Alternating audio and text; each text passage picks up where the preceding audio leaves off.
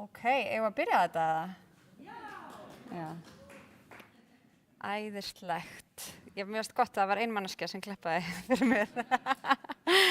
Heyrðu, komið sæl og verið hjartanlega velkomin á fund Orkustofnunar hér í Hofi á Akureyri. Við erum í beinu streymi þess að segja á Akureyri. Ég býst við að þið sem eru hér í salnum vitið að þið eruð á Akureyri, en bara þið sem eru heima í stofu eða í vinnunni kannski af því að miðvikudagur, þá vitið þið, við erum sem þetta á Akureyri. Ég heiti Steiney Skúladóttir og verð fundarstjóri í dag. Við munum hlusta á erindi og horfa á myndbönd málefni tengd orkumálum, tækni og nýsköpun. Hvað hefur Orkustofnun verið að fást við og hverjar eru áskoranir framtíðarinnar í orkumálum? Ég vil biðla til þeirra sem flytja erindi að halda sig við gefinn tíma því þótt að orkumál séu mjög áhugaverð og mikilvæg, þá er erfitt að heyra orð eins og verkferlar, þróun, markaðar og gagnasöfnun í mjög langan tíma án þess að missa lífsviljan. Við ætlum að keyra þetta í gang með myndbandi sögu Orkustofnunar.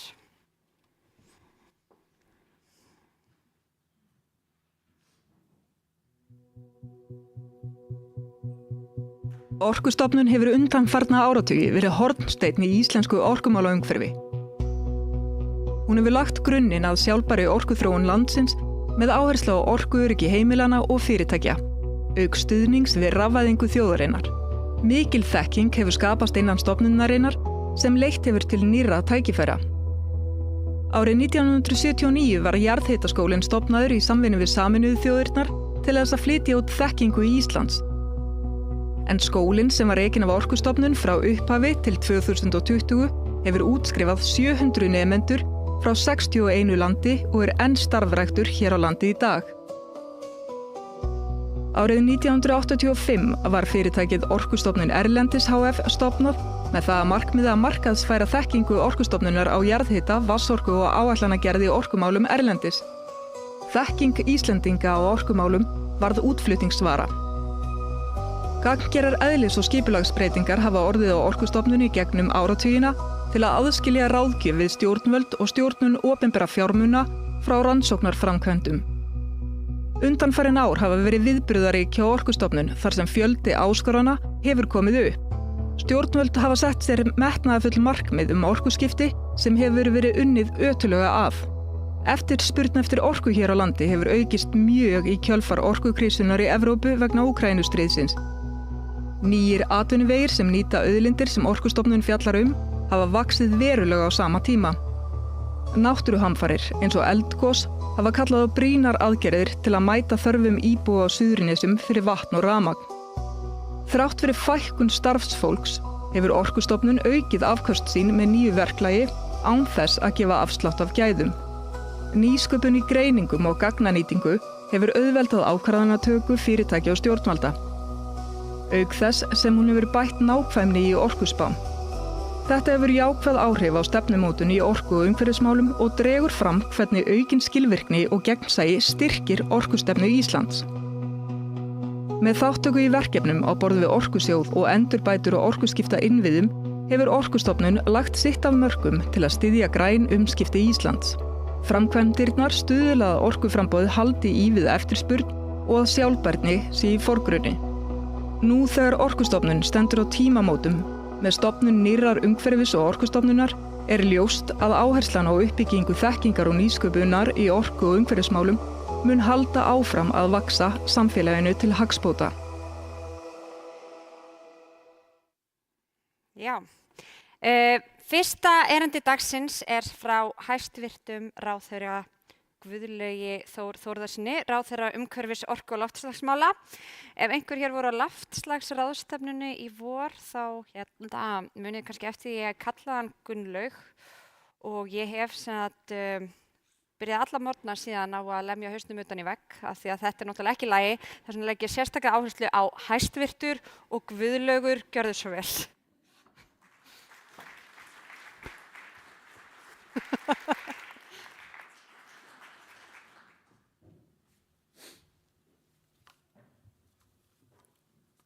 Ráðstefnustjóri og góði gestir, þið bara viti ekki hvað ég var stressaður þegar þú komst upp.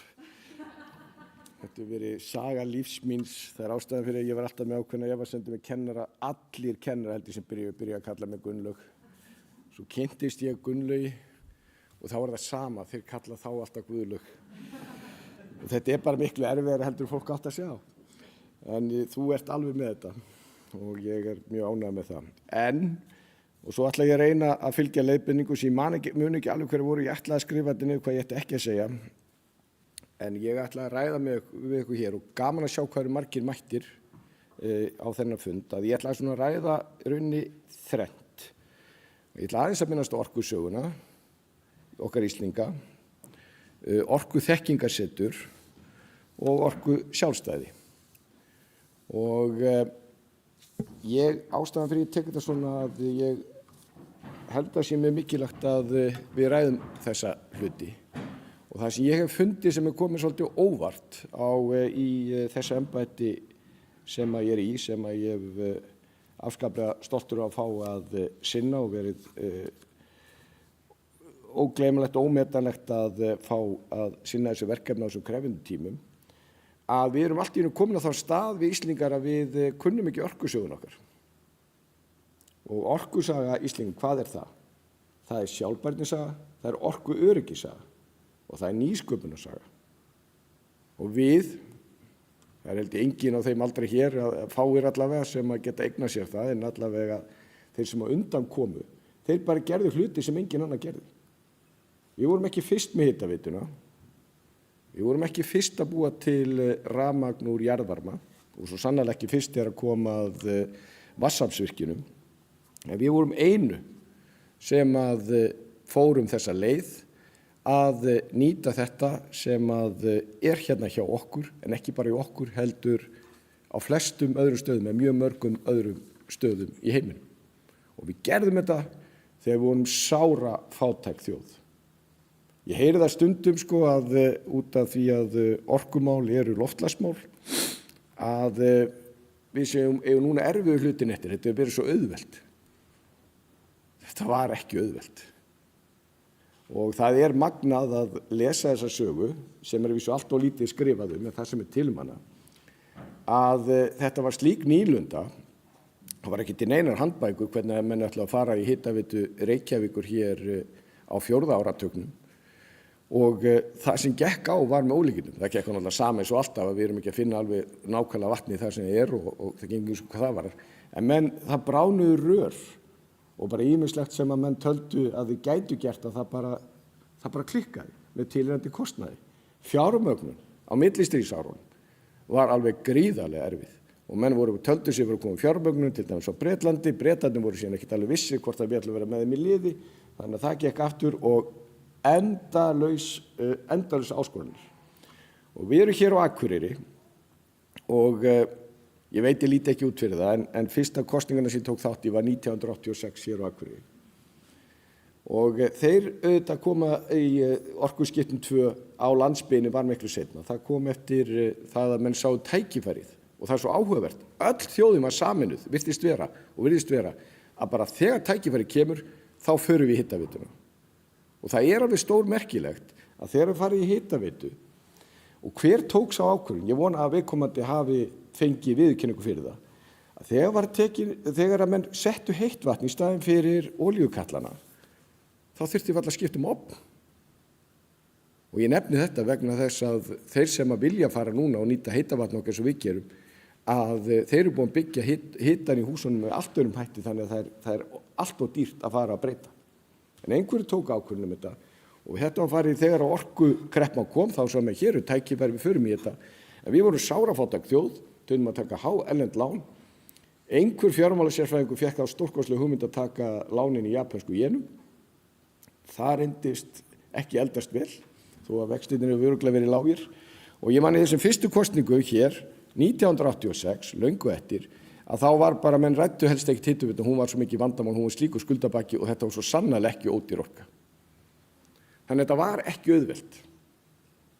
Og það er svo þegar við erum að takast á verkefni núna að fara í 3. orkuskiptin, þetta er svo miklu auðveldara og einfaldara heldur en þessi verkefni voru. Og ég segi þetta vegna þess að ég hitti nú einu sinni Robert Habeck, aðstoðarkanslara Þýskalands, og hann fór úr því að vera langvinnsasti stjórnmaður Þýskalands í að verða bara ljómandi óvinsæll þegar hann í orkuskiptum 2 þar að reyna að setja græn orku húsin og var svona að vísa alveg í góðum gír en þarna var svona eitthvað vandræðast með þetta og ég sagði af hverju notar ekki jarðvarma og hann sagði jarðvarmi, það er bara á Íslandi og ég bara, nei, ég er með kortinn og Ísor í síman og síndóna og það var bara fullt af jarðvarma í Þýskalandi. Ekki að langa sig og stutta að þá fór hann á blaðamannafund og sagði jarðvarmi 16 sinnum á honum. En vandi hans er þessi að það er að taka Berlín eða aðra borgir eða bæi og snúa einhverju við þar sem hún búin að keyra á gasi allan tíma. Það er ekkert auðvelt. Þannig að við erum og eigum að vera óendanlega þakklátt fyrir þetta. En það sem við verðum að gera, við verðum að segja yngri kynslónum frá þessa sögu. Fólk veit þetta ekki. Og þetta er saga sem ætti að vera inn í Íslandssögunni. Unga fólki okkar ætti að læra þetta og þekkja þetta. Við eigum öll að þekkja þetta. Því það setur líka hluti í samhengi fyrir utan það að við getum verið óendanlega þakklátt þeim kynslóðum sem undan var gengið.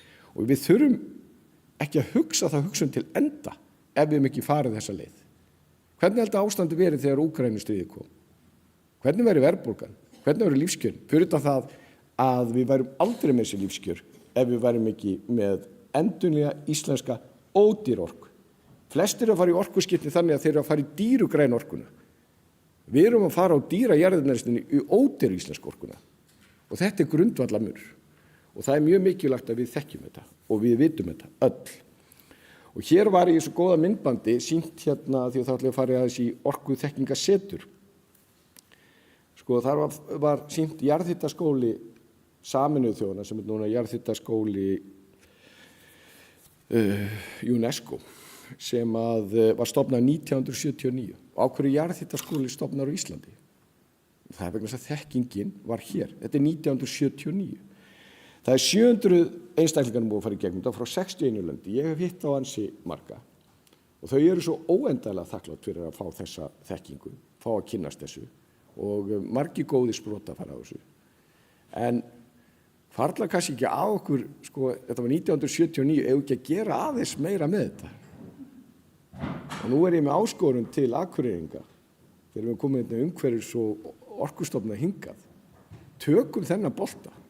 Og auðvitað það snýr ekki bara Akureyri, heldur bara við erum með þekkinguna hjá orkustofnun, við erum með þekkinguna hjá orkufyrirtækjunum, við erum með hjá háskólunum, við erum hjá verkfræðifyrirtækjunum.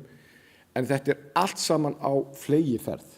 Og reyndar er það kannski slæma við orkusögun okkar að þegar að enginn var að framlega græn orku, þá vorum við á fleygiferð. Þegar allir fóru í þetta, þá hættum við. Því miður.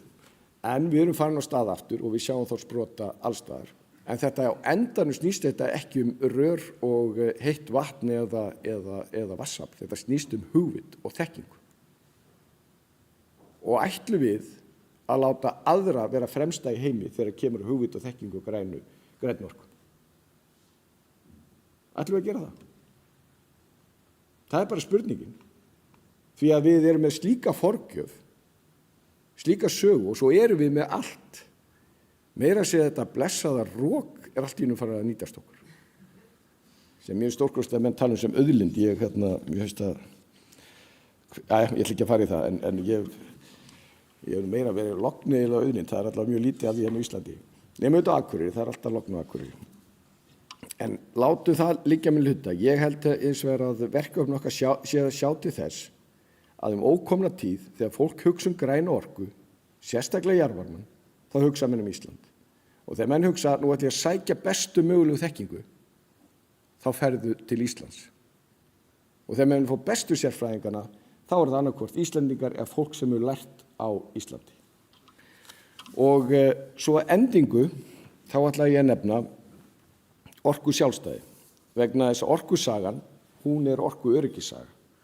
Og ef við værum í þeirri stöðu að þurfa að flytja inn alla þá orku sem notuð til að hita upp húsin okkar, knýja áfram verksmiðjurnar okkar og hér til dæmis á Akureyri við erum merkileg iðnaðarsaga og magnið á olíu sem var notað hérna á 7. og 8. áratugnum við að knýja, sem þetta var svartolía til að knýja verksmiðjur landsins var náttúrulega alveg ótrúlegt og það trúir því enginn.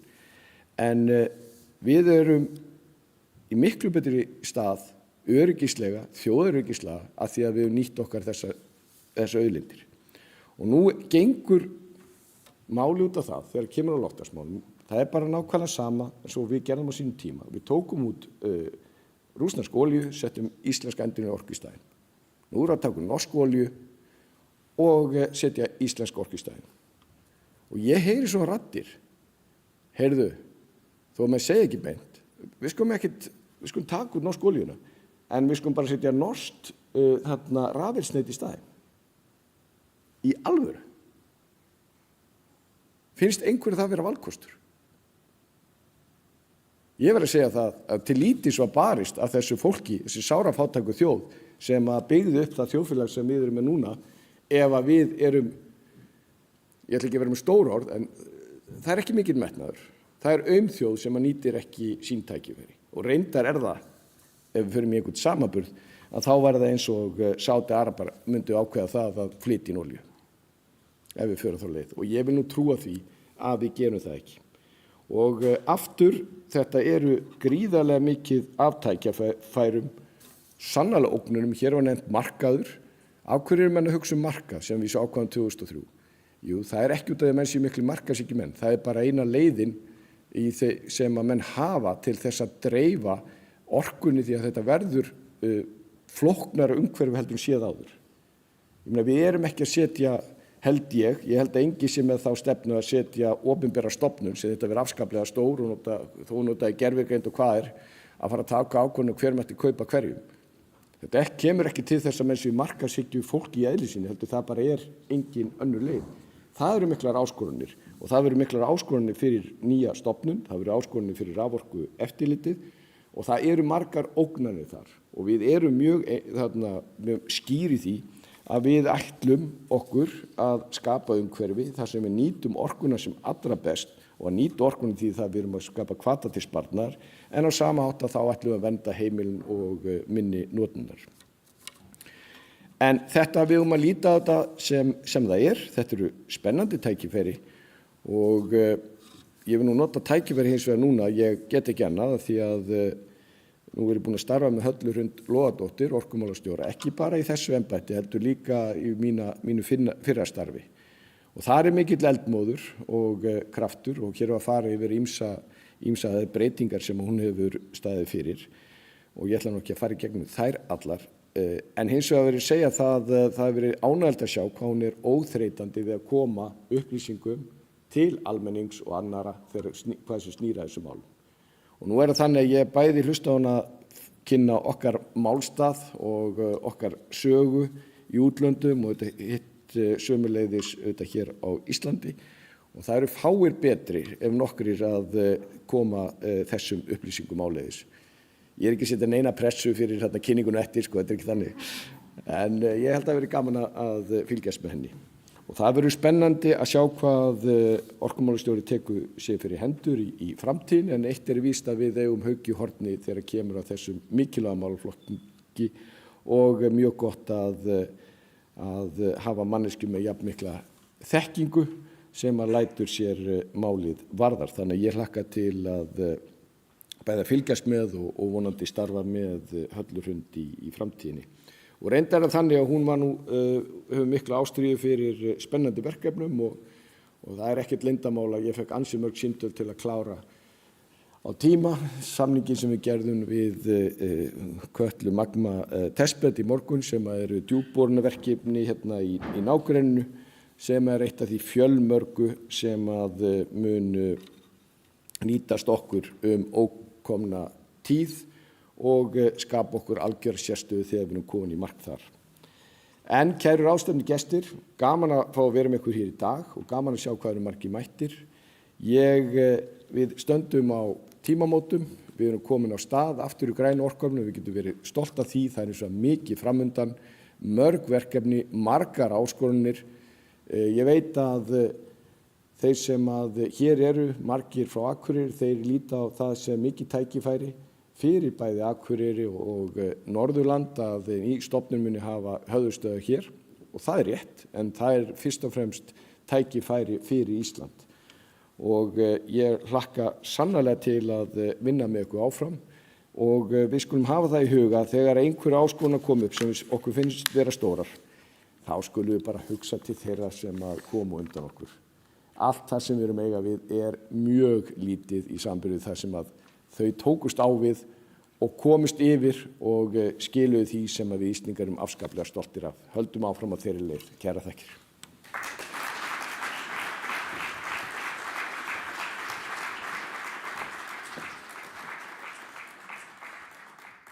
Ég svo til í að læra frekar orkusöguna, að ég veit svo mikið eitthvað Prússland. Það til dæmis eitthvað sem var hægt að taka út úr námskráni í staðinn og setja orkusöguna inn í staðinn. Að ég googlaði að ég var eitthvað, hvað var þetta aftur þetta Prússland? Og það ekki Rússland. Þið kannski vissu það öll. En næstu svið Halla Hrund Logadóttir sem flestir þekkja sem myndarlegasta forsetaframbjóðanda sem sögur fara af, fyrr og síðar ekki bara á Íslandi, heldur allan heim, og aðrir fyrir innleiðingu orkuskipta á stefnumótun og sviði eitthvað orkumála í eitthvað starfi. Orkumálastjóra, bla bla bla. En á meðan Halla Hrund kemur sér fyrir, skulum við horfa á myndband virði auðlindamála. Ísland ríkt af náttúruauðlindum og nýting þeirra hefur mótað efnahag og lífsgæði þjóðarinnar. Hlutfall endurnýjanlegra orkugjafa einstakt á heimsvísu og hefur leitt af sér fjölbreytta nýsköpun og sérþekkingu sem nýtist nú víða veröld. Orkustefna Íslands góður leiðavísir inn í framtíðina. Í rammaáætlun má sjá umfangsmikil verkefni orkufyrirtækja til skoðunar, hvort sem að ræða við nýtingu vatnsafls, jarðhita eða vindorku. Í þessum verkefnum liggja mikil verðmæti og við þurfum sífellt að spyrja okkur hvernig nýtum við auðlindirnar til að þjóna samfélaginu sem best. Í hörðum heimi orkumálana mun sífellt meira reyna á krefjandi viðfangsefni líkt og samkeppni ólíkra hagsmuna í landnýtingu, samkeppni ólíkra greina takmarkað magn orku hverju sinni, innviðauppbyggingu fyrir minni samfélög, eignarhald auðlinda, tekjur af auðlindum og hverjir njóta þeirra og jafnvægi milli nýtingar og verndar náttúru Íslands. Stefnumótun í dag mun hafa áhrif á framtíð Íslands. Þess vegna þurfum við að taka upplýstar og vandaðar ákvarðanir byggðar á gögnum. Vitundarvakning virði þessa einstöku auðlinda og náttúrunar sem hún hluti af kallar á ósérhlífna langtíma hugsun og heiðarleiki í framkvæmd. Hvernig viljum við að Ísland líti út árið 2100? Hver eru gæði okkar í dag sem við elskum og viljum treysta að börnin okkar erfi? Erum við til í að leggjast á árarnar til að uppskera þá framtíð eða munu skammtíma hagsmunir þess háværasta hverju sinni vera við völd? Þetta kjarnast auðlindamál hverra þjóðar og Ísland þar engin undantekning.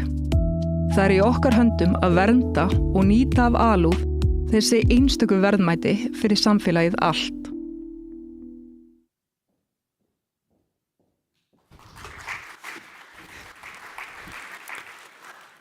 Góðan daginn og takk fyrir þessa draumakynningu. Þetta getur ekki farið nema eina leið niður á við eftir þetta. Og takk fyrir fallega orð, Guðlaugur. Ég veit eftir að vera töluverð afslöpun í hringingum. Þú getur sennilega lagt frá því síman töluvert eftir að mínu tímabili lokið. En mikið ofboðslega gaman að sjá hversu vel mætt á þennan kannski fyrsta fund sem verið að halda á Akureyri sem svokallaða upphitun fyrir nýja stofnun sem tekur til starfa núna áramótin. Og mig langar bara til að óska öllum sem að hafa komið að því verkefni til hamingju. Eigum við að byrja kannski á að klappa fyrir því.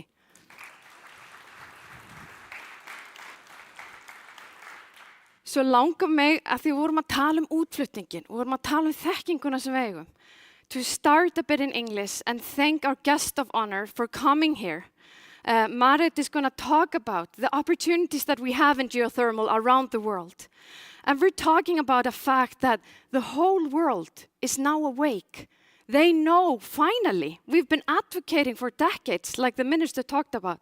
We've been advocating about the benefits of geothermal for a long time, and finally the opportunity is there.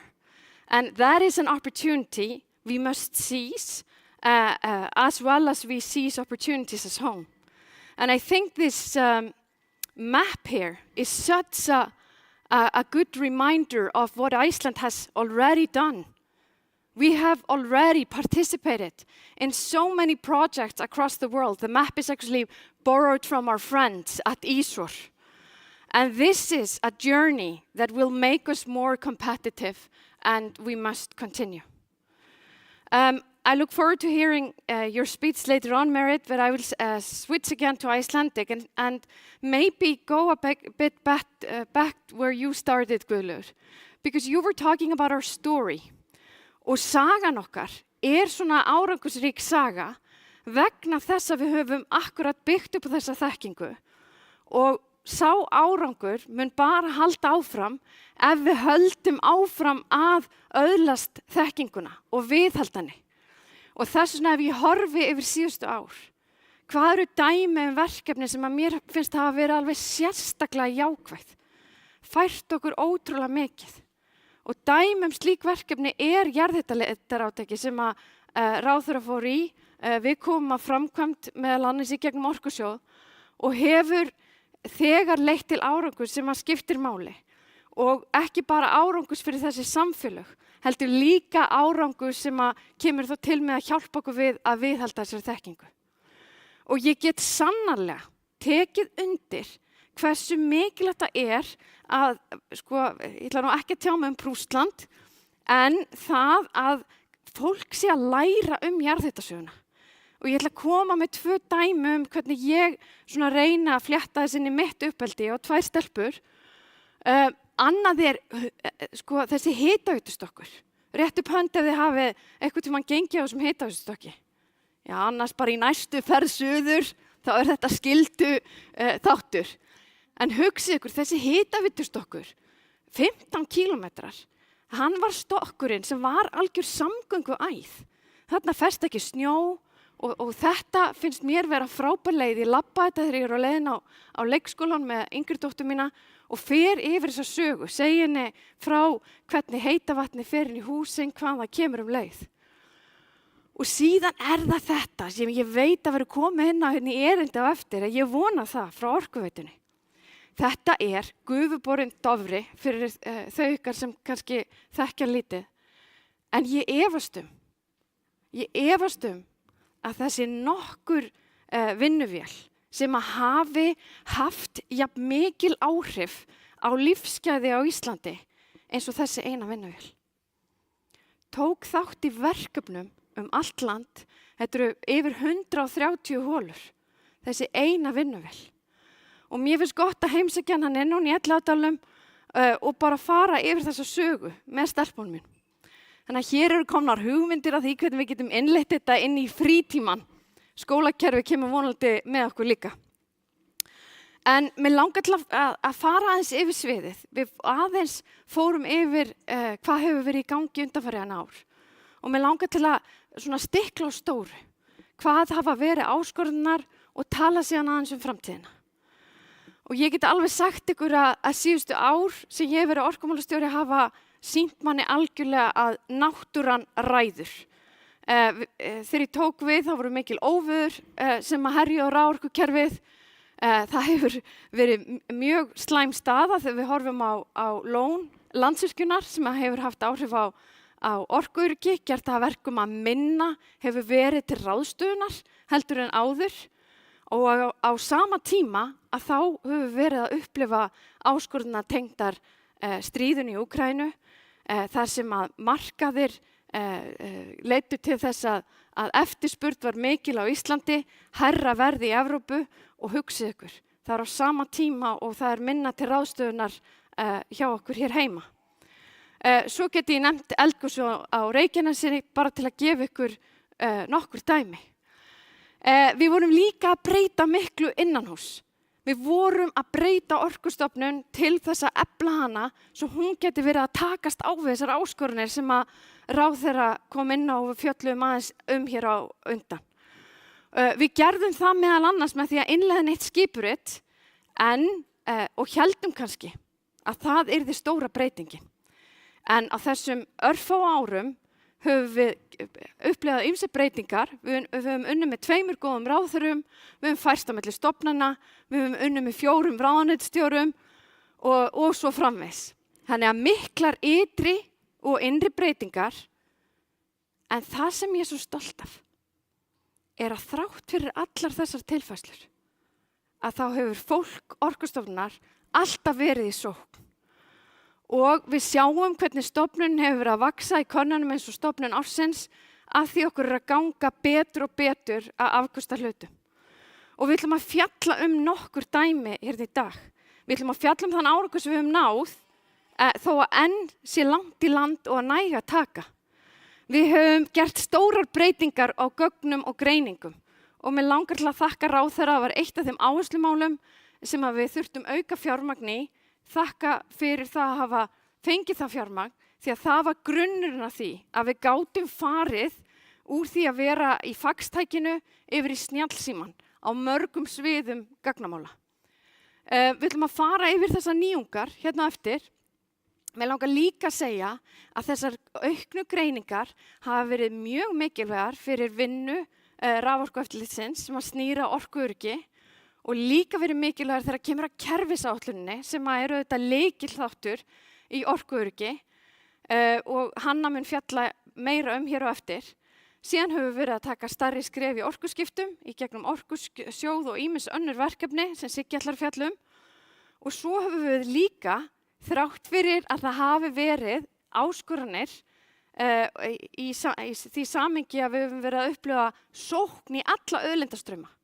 Fleiri erindi til stofnunarinnar að þá hefur okkur tekist að afgreiða gríðarlega mikið af leyfum og sjáum að tölur bara í samhengi við þennan tíma sem ég er að fjalla við önnur ár hér á undan. Þetta er svipað sem við höfum gert á síðustu 3 árum og á undanförnum áratugnum þar á undan. Og þar skiptir auðvitað máli rammaáætlun að henni var komið í gegnum Alþingi og þið sjá hvað súlan er hérna há 2024, Hvammsvirkjun var auðvitað gefin út 2023 og síðan mun Kristján fjallum af hverju tekur sumt af þessu tíma. Hvaða skilyrði eru það sem þarf að uppfylla til að koma leyfum út?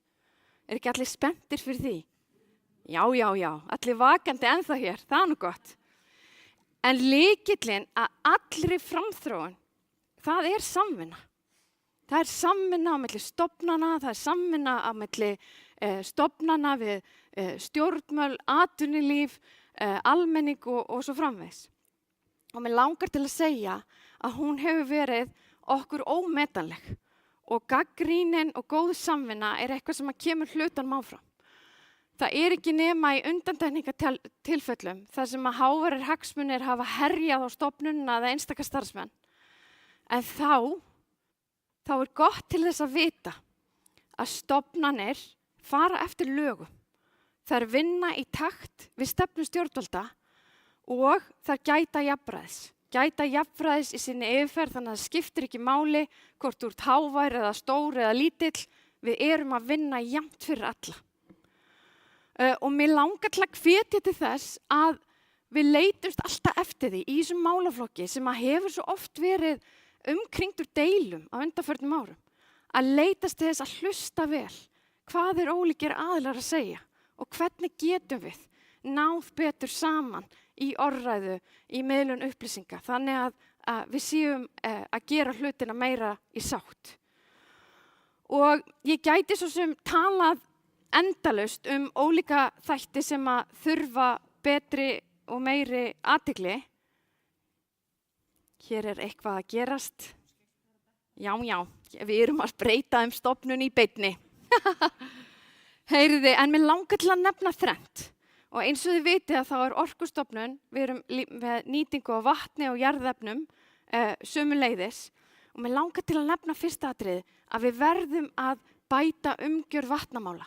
Og ég veit að þetta eitt af málunum sem efst á lista hjá ráðuneytinu að gera. En fyrst þá langar mig til að sýna ykkur þessa mynd hérna. Þetta eru vatnstökustaðirnir á Íslandi. Vatnstökustaðirnir allt Ísland og þetta eru bara þeir sem eru skráðir. Og að þið hugsið hvað Ísland á mikið aðgengi af vatni, þá aðgengið 500.000 rúmmetrar á ári. Og bara til að gefa okkur að því að þú varst að tala, Guðlaugur, Sádi Arabíu, það 100 þar. Og það þýðir að við eigum mikla möguleika á að nýta þessu auðlind fyrir alls konar tækifæri í atvinnulífi. Það sem líka áhugavert hintalan. Hugsum þetta næst þegar þið fáið ykkur vasklas. Ég ætla bara að fá mig sopa hérna til að minna ykkur á það. 94% af grunnvatni á Íslandi sem notað, sem að við drekkum, ekki meðhöndlað. Það bara beint af kúnni að maður notar það orðatiltæki. Og það vegna þess að gæðin eru svo ótrúlega góð. Meira að segja í Færeyjum það hreinsað, bara til að segja ykkur frá því. Og þetta eru alveg ótrúlega mikil verðmæti og þau eru sérstaklega mikil verðmæti af því að við erum að upplifa hlýnun og að við hugsum álag á vatnsauðlindir allan heim, að þá gert ráð fyrir að það verði meira álag með hverju árinu sem líður og það séu orðnar áskoranir í tengslu við aðgengi af vatni og þið sjáu hérna á kortinu, guli liturinn, rauði og dökkrauði sýna okkur hvar hætta á meðal aðeins meira eða miklu áskorunum tengst aðgengi af vatni eða álagi vegna vatnsnotkunar á meðan að bláu svæðin eru svæðið eins og okkar þar sem við þurfum ekki að hafa neinar áhyggjur. Og hugsið hérna að þó að bláu svæðin séu stór að þá býr flest fólk á hinum svæðunum. Og hvar matur, hvar landbúnaður, hvað virkastur? Jú, það líka á hinum svæðunum. Og þess vegna verður okkar vatnsauðlind og tækifæri matvælaðin og annað, þau eftir að vaxa svo mikið. Og þess vegna þarf að klára gerð vatnaáætlunar, bæði til að stuðla að því að þessi gæði haldist áfram, en líka til að auka skýrleika við málsmeðferð. Og það eitthvað sem gríðarlega mikilvægt því að það það sem hefur verið að hafa áhrif á leyfisveitingar. Það það sem olli því að Hvammsvirkjunarleyfi féll, það það sem hefur olli seinkunum þegar kemur að leyfisveitingum í landeldi og það kemur til með að hafa áhrif á jarðhita líka. Þannig að klára gerð vatnaáætlunar eitthvað sem skiptir gríðarlega miklu máli fyrir atvinnulífið allt. Og svo vil ég líka segja að flest lönd eru vegna þessara þátta að það meira álag á auðlind en annars staðar. Flest lönd eru að kortleggja sína vatnsauðlind út í ystu æsar og sú vinna núna hefjast þvert á stofnanir hjá ríkinu sem að skiptir ótrúlega miklu máli því að vatn ekkert annað en strategisk auðlind í hlýnandi heimi og við þurfum að passa hana vel og ég hef bent á það að þegar við erum að selja jarðir þá erum við að selja grunnvatn með þeim til erlendra aðila og það geopólitík sem þarf að hugsa til langs tíma. Næsta aukinn skilningur á nýju regluverki raforkumála. Hver vill ekki eyða góðum tíma í þetta? En þetta svo mikilvægt því að við erum í svo miklum breytingafasa og við fáum svo oft þessa spurningu í Orkustofnun, hvenær ætli þið að virkja eitthvað eða hvenær ætlar ráðuneytið að gera eitthvað. En staðreyndin sú að áður var það þannig að stjórnvöld virkjuðu og ráðstöfuðu orkunni. En í dag það þannig að í raun og veru að fyrirtæki sækja virkjunarleyfi og síðan ráðstafa fyrirtæki orkunni í takt við það sem að þau telja best fyrir sinn rekstur. Og ég held að það sé mjög mikilvægt að skilja þannan mun. Og ég vil líka segja að nánast öll umræða, við heyrðum frá ráðherra í dag, við getum hort á fund samtaka atvinnulífsins, við getum hort á orðræðu landverndar, það skiptir ekki máli hvar okkur ber niður, að nánast alls staðar erum við að ræða orku og orkuskipti. Og það kannski ekkert skrítið því að þar hefur við stór tækifæri.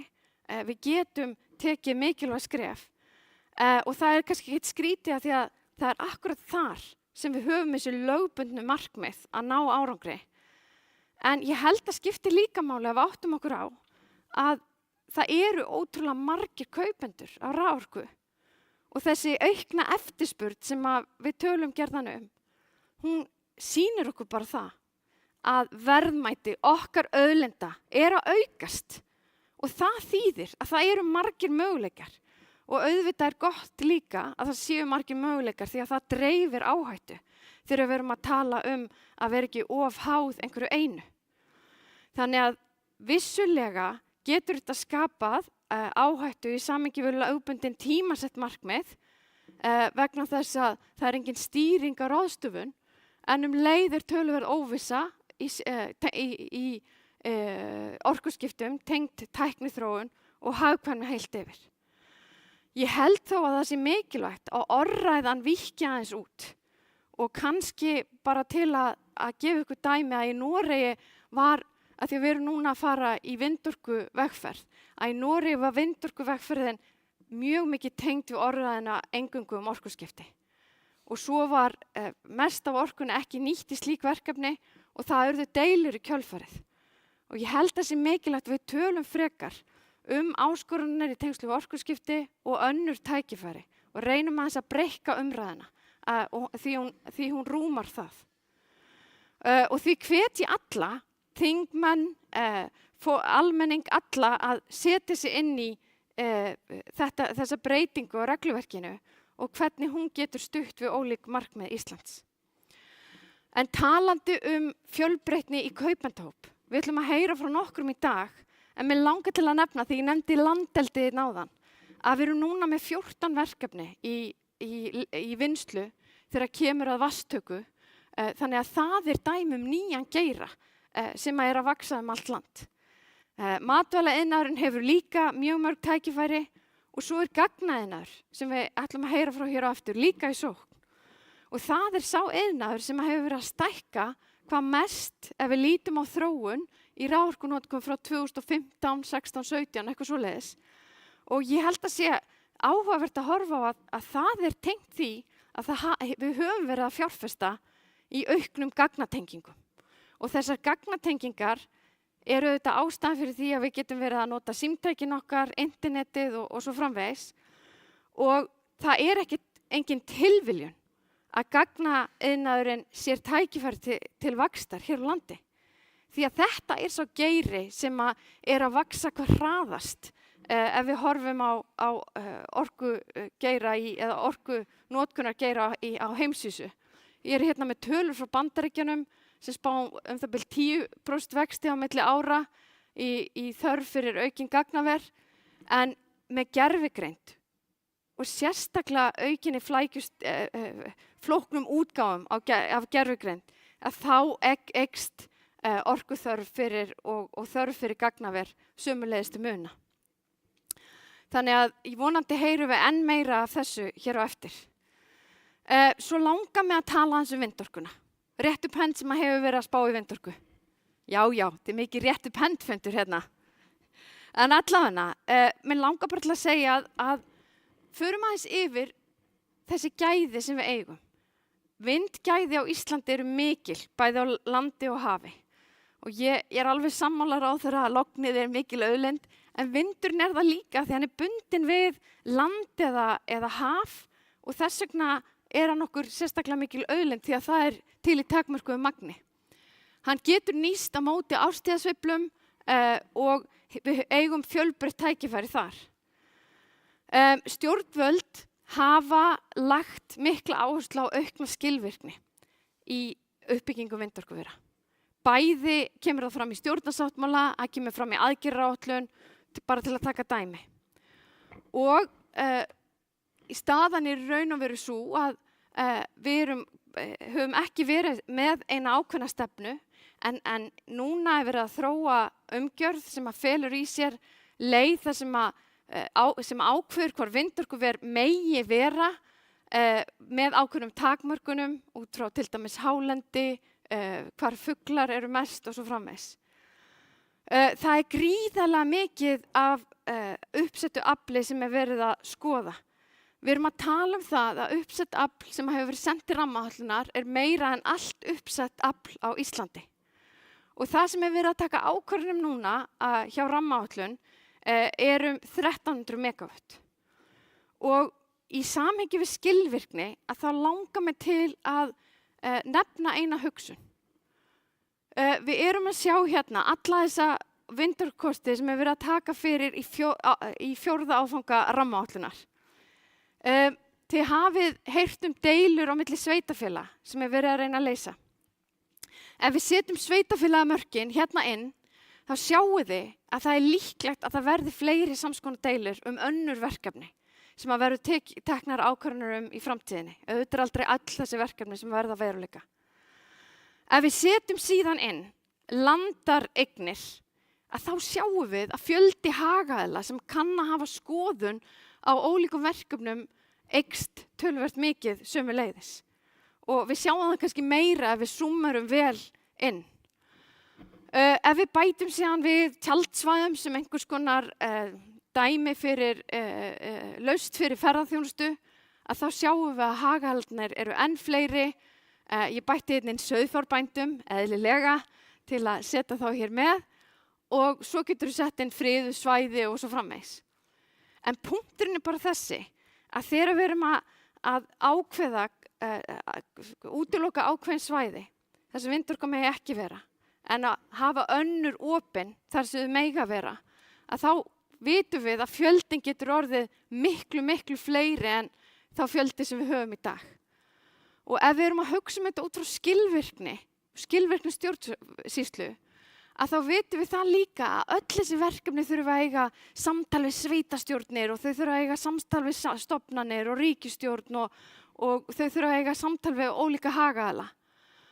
Og sömuleiðis þurfa ólíkir hagaðilar að koma að mati og umhverfisáhrifum, skrifa umsögnir við alls konar verkefni.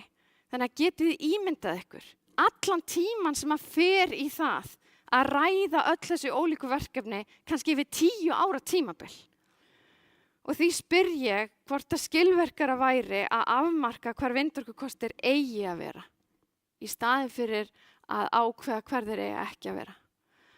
Og ég spyr það líka því að mér finnst mikilvægt að þetta mál verði klárað á þingi nú í vetur. Og ég spyrði líka því að við vitum að eftir Kárahnjúka voru mikla deilur og samfélagið klofnaði í tvennt og það var út af einu verkefni. Og því hætta á því að mörg verkefni á sama tíma muni íþyngja stjórnsýslunni, muni hægja á henni. Í staði fyrir að við værum bara með ákveðin verkefni sem við værum að tekjuskipta, getum boðið út eða eitthvað slíkt til að tryggja samkeppni og getum þá hraðað þeim verkefnum. Það eitthvað sem mér finnst umhugsunarvert í samhengi við skilvirkni. Síðan það vindorka á hafi. Stjórnvöld eru búin að vera að vinna og ráðuneyti mjög góða vinnu varðandi hvar hagkvæmt að hafa vindorku á hafi og það mjög mikilvægt að klára þá vinnu. Klára að skilgreina svæði, ákveða hvað svæði eigi að bjóða út því að það eru miklar tekjur hér og möguleikar fyrir ríkið og mikli ólíkir hagsmunir á hafsvæðum. Ok, ég langt komin yfir tíma en ég held líka að umræðan muni dýpka eftir fyrsta vindorkuverið sem líklega verður Búrfellslundur, mun rísa. Það mun gefa tækifæri á að dýpka umræðana og vonandi hjálpa okkur að ná sátt og auka skilvirkni, en ég held að það að flýta okkur passlega, velja frekar staði sem að vindorka eigi að vera en ekki vera, geti verið liður af því. Og svo vil ég líka segja að því við erum að tala mikið þróun, að eitt af því sem að ég gerði mikið þegar ég var svona 18-20 ára, ég alveg að svæfa ykkur? Ég alveg að svæfa ykkur? Nei. Að ég las þessar bækur hérna og ég var alltaf að draga hring utan alla fallegustu staðina í hverju landi fyrir sig. Og svo eyddi ég svona 15 árum í að ferðast heiminn, í að vinna, í að fara á þessa ólíku staði og ég var alltaf að leita á þessum fallegasta staði í heiminum. Og svo komst ég að því, bara þegar ég kom heim eftir mjög miklar skuldir eftir öll þessi ferðalög, nei, alls ekki. En allavega, þá komst ég að því að við eigum alveg ótrúlega mikil gæði hérna heima. Og þessi náttúra mun líka verða okkur gríðarlega mikilvæg í framtíðinni. Verðmæti sem við skilum áfram. Og því segi ég, höldum áfram að þeirri braut að nýta okkur auðlindir. Það eru yfir 300 megawatt sem hafa verið gefin út núna á mjög stuttum tíma. Það er engin kyrrstaða og það er að gera meira og gera betur. En pössum okkur líka á að vera alltaf að hugsa þetta jafnvægi, þannig að framtíðar kynslóðir erfi bæði land sem knúið áfram af endurnýjanlegri orku, en hefur líka þau náttúrugæði sem við búum við í dag. Takk fyrir, takk ráðherra, takk þið öll og ég hlakka til að vinna með ykkur í framtíðinni. Takk.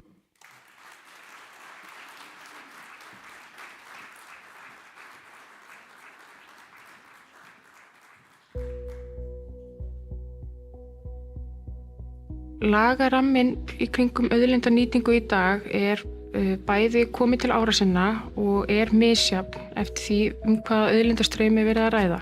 Þessi lagarammi var hugsaður með tilliti til heimilis og búsþarfa til að mynda og það mjög brýnt að fara að uppfæra regluverkið okkar í kringum auðlindanýtingu og samræma það. En við höfum farið í það að innleiða samræmt verklag við eftirlit þvert á auðlindastrauma til að bæta skilvirkni og innsendingu gagna. Við höfum gert átak í að fara í eftirlit á vettvangi til að sannræna upplýsingar og skilyrði í leyfum. Leyfishafar hafa verið mjög ánægðir með þessa auknu þjónustu og það þeirra hagur. Það hagur atvinnulífsins, það hagur okkar og það hagur samfélagsins alls að nýting auðlindana sé sjálfbær. Öflugt innra eftirlit gagnast leyfishöfum mjög mikið. Það skapar náttúrulega fyrirsjáanleika í nýtingu auðlindarinnar sem mjög mikilvægt fyrir leyfishafa því að hann vill náttúrulega ganga vel auðlindina og nýta hana sem best og það verður ekki gert öðruvísi en með öflugu eftirliti og góðri skráningu upplýsinga umfang og eiginleika auðlindana.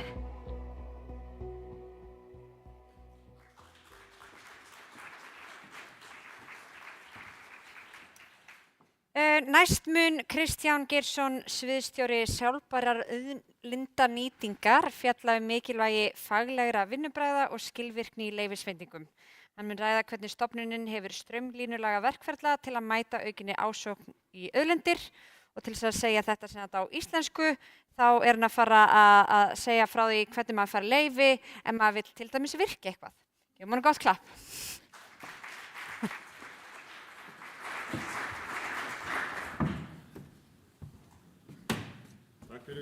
Takk fyrir Steini.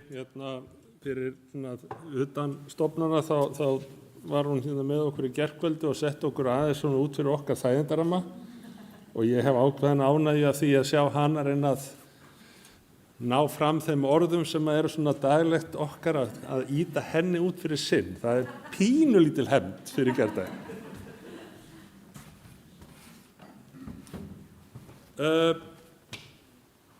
Það sem ég ætla aðeins að fara yfir eru leyfisveitingar og framgangur þeirra. Þetta svið sem ég stýri bæði með leyfisveitingar margvíslegra auðlindastrauma en sjáum líka eftirlit og umsagnir í stjórnsýslu almenna á því sviði, alþjóðastarf og fleira. Líka vatnið en þar sem við erum ekki með 3 daga ráðstefnu þá ætla ég sleppa að tala það. En aðeins að ýta á svona utanumhaldum leyfisveitingar, það áskorun sem við höfum við ETI og hvað við höfum að gera í því. Örlítið við byrjum á því til hvers, á hverju leyfi, hvað erum við að fara að gera. Í fyrsta lagi erum við að fara í þessi leyfi sem við veitum að það sé komið þær aðstæður sem að eiga að vera til að nýting eigi sér stað. að það sé samræmi við skipulag, það sé búið að tala við landeigendur, að það sé lokið þeim ferlum sem eru eins og umhverfismati, eins langt og það þarf að vera, að það sé þá samræmi við aðrar lög eins og lögin um stjórn vatnamála, því okkur ber að við leyfisveitingu ýmissa auðlindastrauma að gæta samræmi þar á milli. Og við erum líka með í þessum hlutum sem eru eins og virkjanirnar að það sé þá tengisamningur og það sé búið að flokka þessar stóru virkjanir í nýtingaflokk. Þannig að það eru hellingur af forsendur sem verða að liggja fyrir til að leyfi verið veitt. Við erum líka, svona þegar það kemur, að huga að sjálfbæri nýtingu auðlindana, að endurnýjanlegir auðlindastraumar það sé ekki gengið á það langt að þeir líði skaða af og það eru auðlindanýting, efnistaka og námur sem ekki sjálfbær en það sé þá með þeirri skynsamlegri nýtingu nýta auðlindana sem best í anda sjálfbærastofnunar. Og í þriðja lagi ég glemdi að í því sem að gæta þá að þessum umhverfissjónarmiðum. Og síðan í þriðja lagi að það er afmarka rétt og skyldur leyfishafa. Þetta er ramminn sem við erum að horfa á, þetta er tilgangur með því sem við erum að gera svona dagsdaglega. Í gegnum þessa breytinga sem Halla Hrund lýsti áðan höfum við líka verið í mjög markvissu endurskoðun og umbótaverkefni varðandi það hvernig við erum að vinna þessa vinnu. Við höfum farið í gegnum nokkur umbótaverkefni. Ég ætla nú ekki að tína þið að lýsa þið með öllum en þetta lítur sem sagt að því að skýra betur afmörkuðum rétt og skyldur leyfisveitanda en samt að gefa þeim ákveðnar sveigjanleika um það hvernig er hagað innra eftirlitinu eins og Tinna var aðeins að lýsa hérna áðan. Við höfum stóðum í gerð eyðublaða þannig að til að afmarka betur umsóknir, skýra fyrir það hvaða forsendur væru í þeim og annað slíkt. Þetta erum við undirbúið til að geta fært okkur síðan á Ísland.is þegar það kemur með nýrri stofnun. Við höfum tekið á nú nefnilega aldurinn fyrir að segja þannig ég sé ekki textamíðinu. Það kom að því. Við erum með, verkferla voru endurskoðaðir, með mannabreitingar höfum við reynt að straumlínulega betur kerfið og fyrirbæri sem við ætlum að vinna að og fleiri atriði í þessu. Það er líka rétt að geta þess að það vantaði þjónustugjöld, leyfisveitingar og eiginlega ókeypis og það var kostnaðins ríkisins en ekki þeirra sem sóttu og við lögðum það fram til við ráðuneytið og brást vel við og er komið búið að breyta lögum þjónustugjöld og leyfisveitingargjöld og gjaldskrá í vinnslu.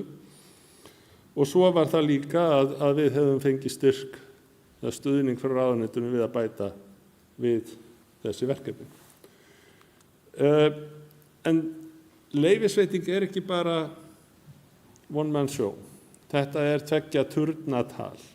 Það eru samskipti á milli Orkustofnunar og umsækjanda. Og það er bara þannig að það eru nokkur umbótaverkefni sem umsækjendur mættu hugað.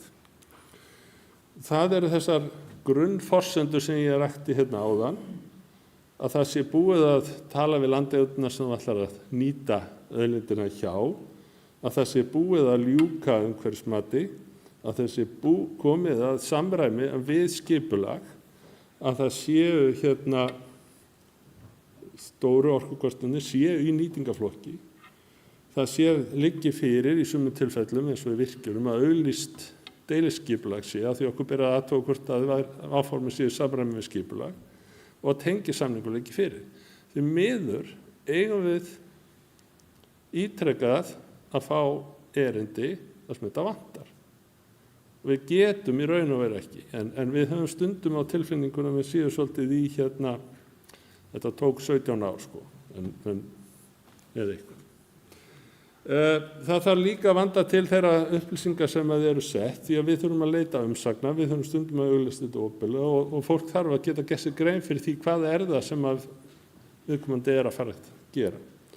Þannig að með bættum umsóknum, með skýrari og skipulagðari greiningum, leiðir það af sér hröðun afgreiðslu.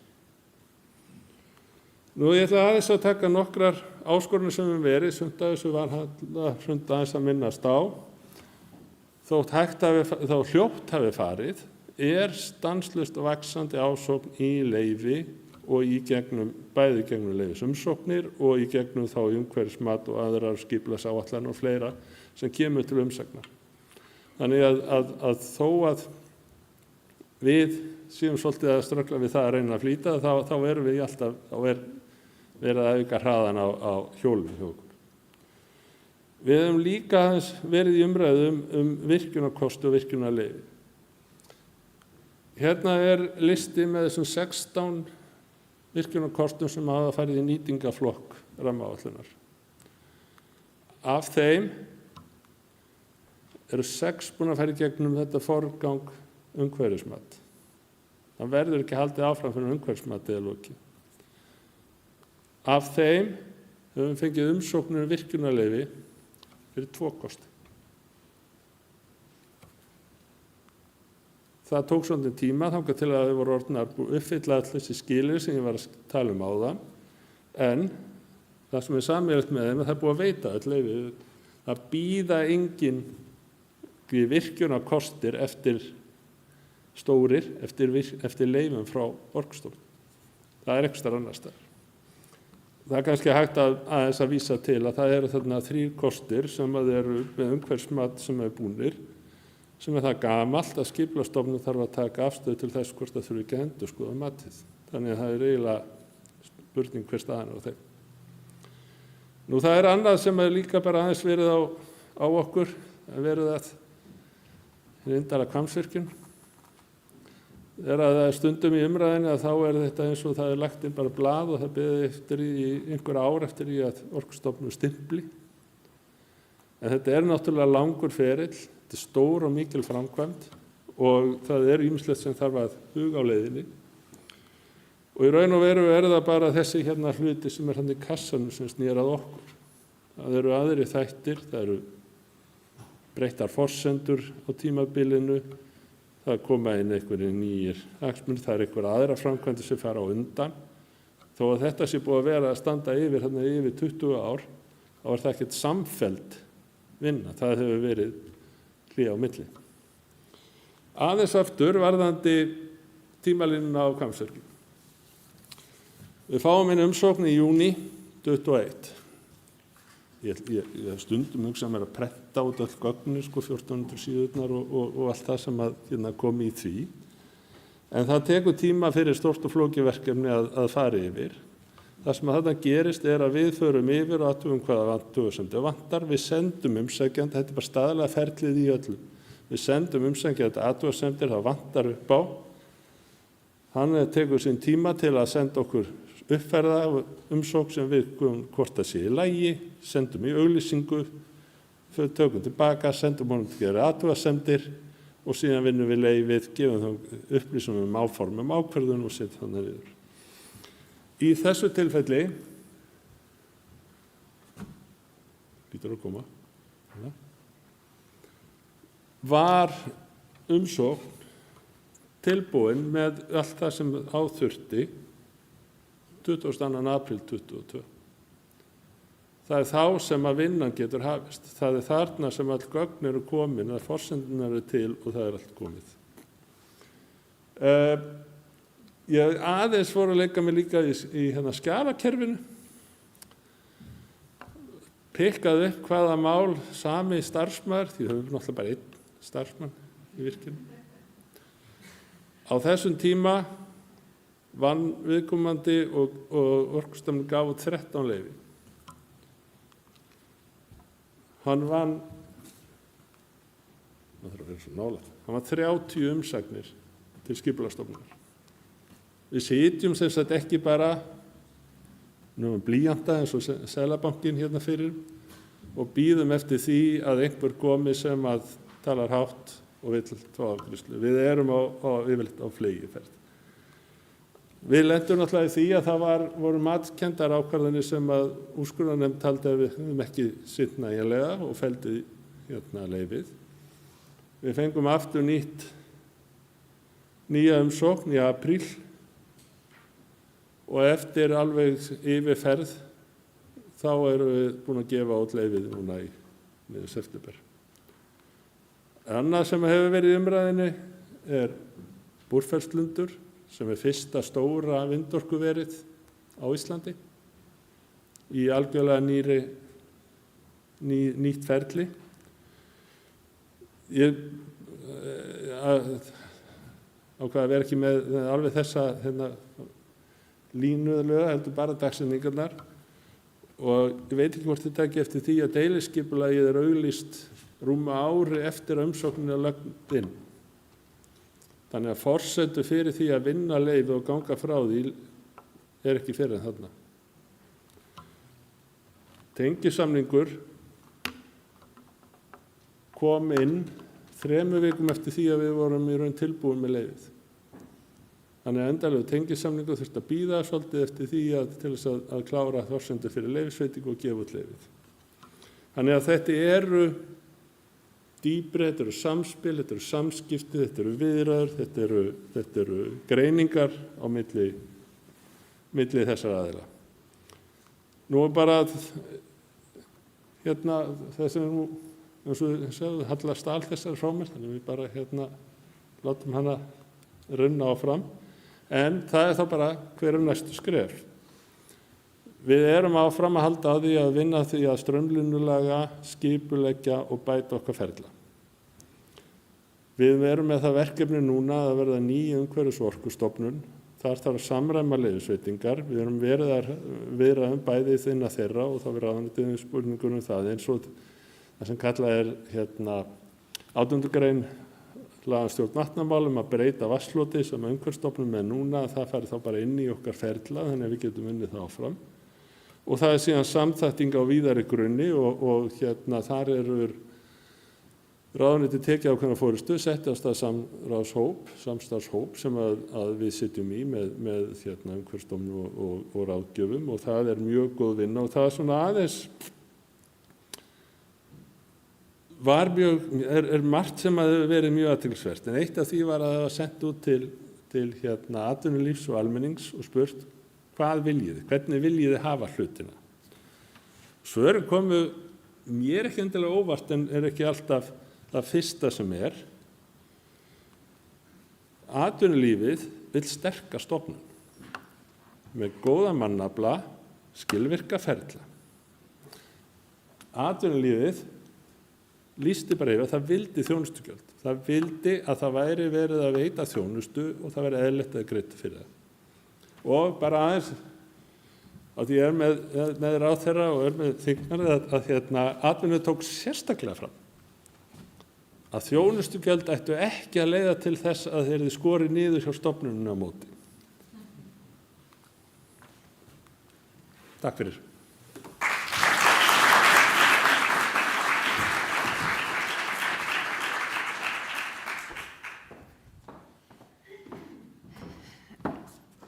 Já, næst er komið að ofurhetju dagsins sem kom hingað norður með 6 mánaða barnið sitt og manninn sinn en svo var maðurinn að kallaður út í útkall af því að hann vinnur hjá sérsveitinni, er það ekki?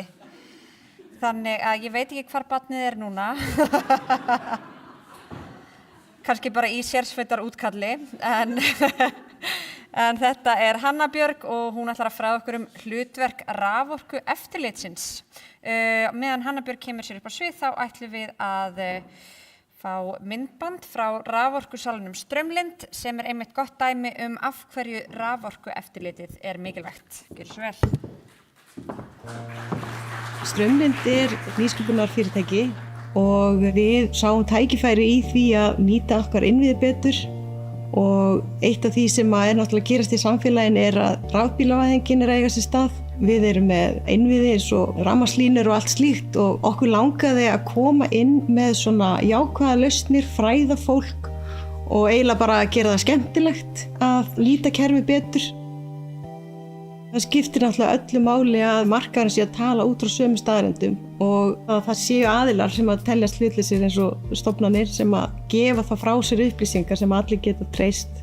En raforkueftirlitið er mjög mikilvægt fyrir minni aðila og einmitt núna þegar það er að koma ný fyrirtæki inn á markaðinn og þetta er nett Davíð og Golíat stemming, þá er náttúrulega mjög mikilvægt að þessar ríkisstofnanir séu mjög vel vakandi og taki á kvörtunum sem koma og leysi úr þeim þannig að allir á markanum, bæði litlu aðilarnir og stóru aðilarnir, viti hvað má og hvað má ekki. Aukin birting gagna og upplýsinga frá Orkustofnun hefur nýst okkur vel hjá Straumlind. Við erum mikið að nýta vefinn og við erum með alls konar verkefni í gangi og við notum oft kortasjána, við skoðum staðsetning á hleðslustöðum, staðsetning á virkjunum og við beinum líka viðskiptavinum sem eru með spurningar að fara þarna inn og ég man til dæmis þegar orkuvísarnir komu fyrst, ég var rosalega glöð að sjá þá. Þarna var komin í rauninni heimild sem ég gat vísa til þess að útskýra fyrir fólki hækkanir á raforkuverði og fólki finnst skipta máli er smásalinn að hækka sína álagningu eða er í rauninni innkaupaverð hans að hækka. Þannig að þetta er eitt af því sem að nýtist okkur mjög vel að hafa aðgengi að svona upplýsingum.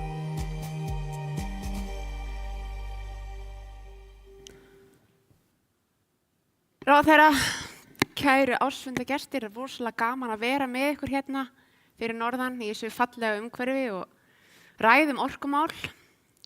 Þetta umhverfi er auðvitað mjög orkugefandi. Ég get nú fullvissað ykkur það að barnið er ekkert á vergangi. Það er í öruggum höndum hennar Ninnu sem að þurfti að hlaupa fram, sem er líka starfandi hjá Orkustofnun í raforkueftirlitinu. Ég er Hanna Björg Konráðsdóttir og ég er deildarstjóri raforkueftirlitsins og ég ætla að fjalla aðeins hlutverk raforkueftirlitsins á tímum orkuskipta og hvernig við í raforkueftirlitinu sjáum fyrir okkur að við getum stutt við að markmiðum stjórnvalda kolefnishlutleysi verði náð.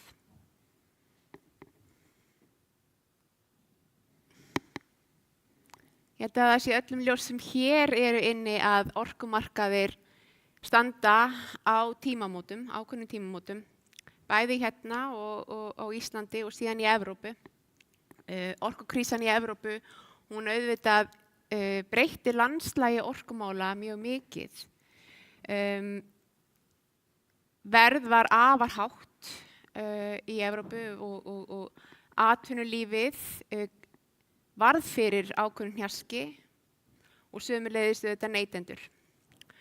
Eftirlitsaðilar, stjórnvöld og stofnanir kepptust við að breyta, að koma með tilhöra breytingum á löggjöfinni til þess að tryggja ákveðna verðvernd fyrir neytendur og jafnvel að auka framleiðslu grænnar orku sem er afar mikilvægt. Umræðan endurskipulagningu raforkumarkaðar hefur verið afar hávær og jafnframt hefur verið mikil umræða að breyta í raun og veru verðlagningu orkunar og þetta hefur jafnframt komið nú fram í nýrri skýrslu Mario Draghi sem samkeppnishæfni Evrópu þar sem að hátt orkuverð hefur í raun og veru staðið í veg fyrir eða dregið úr samkeppnishæfni Evrópu.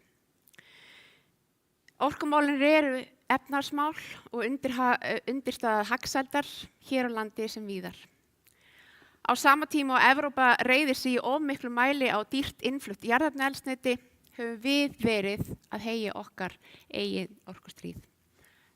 Við höfum glímt við mjög lága stöðu í miðlunarlónum Landsvirkjunar og það er mikilvægt að við finnum leið til að tryggja raforkuöryggi hér á landi og sú vinna mun halda áfram næstu misserin.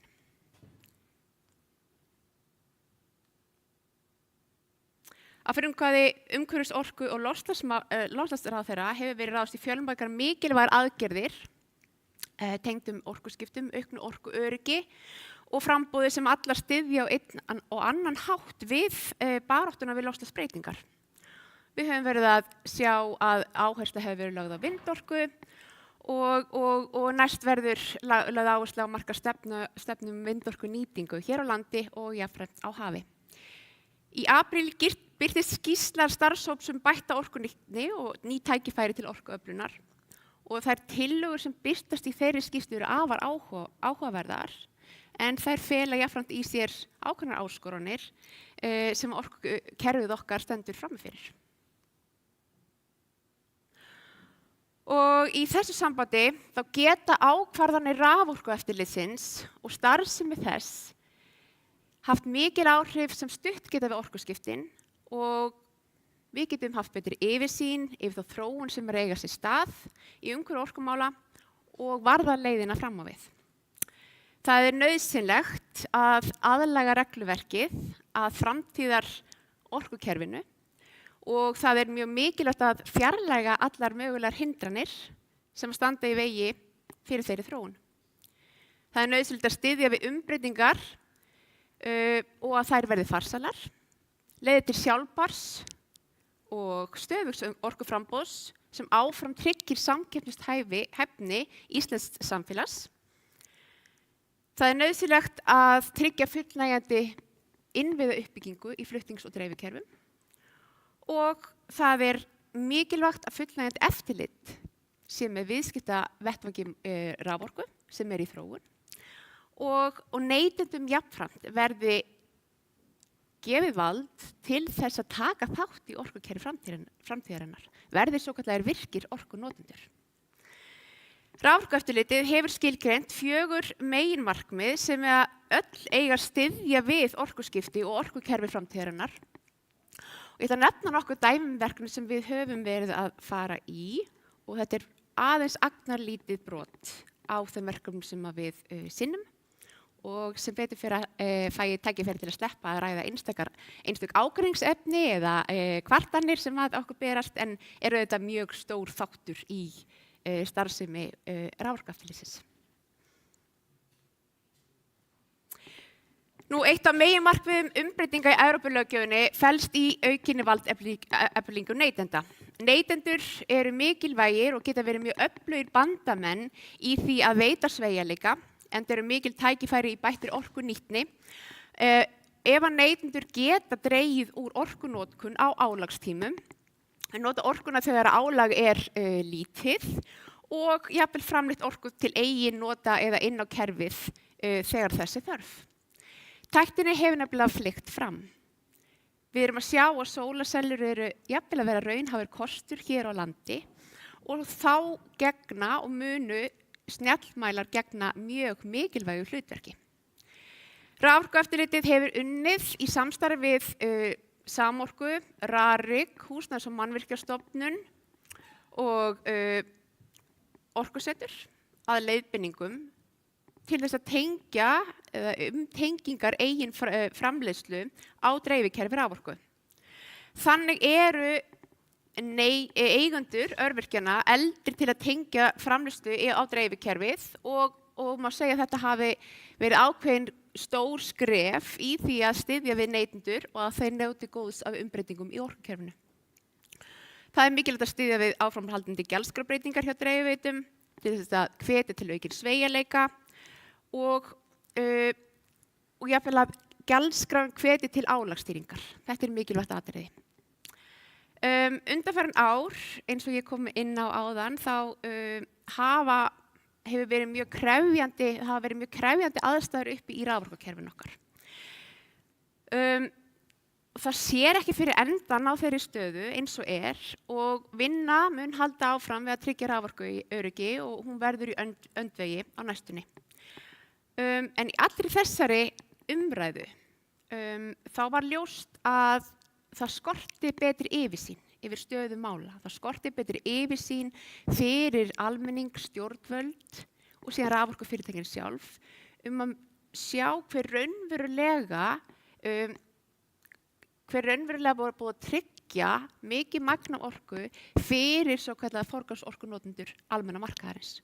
Og þetta var mjög mikilvægt atriði til þess að taka bara stöðuna og geta spáð fyrir hvaða aðgerðir þyrfti að fara í þegar kerfið okkar annaði ekki allri orkuþörfinni.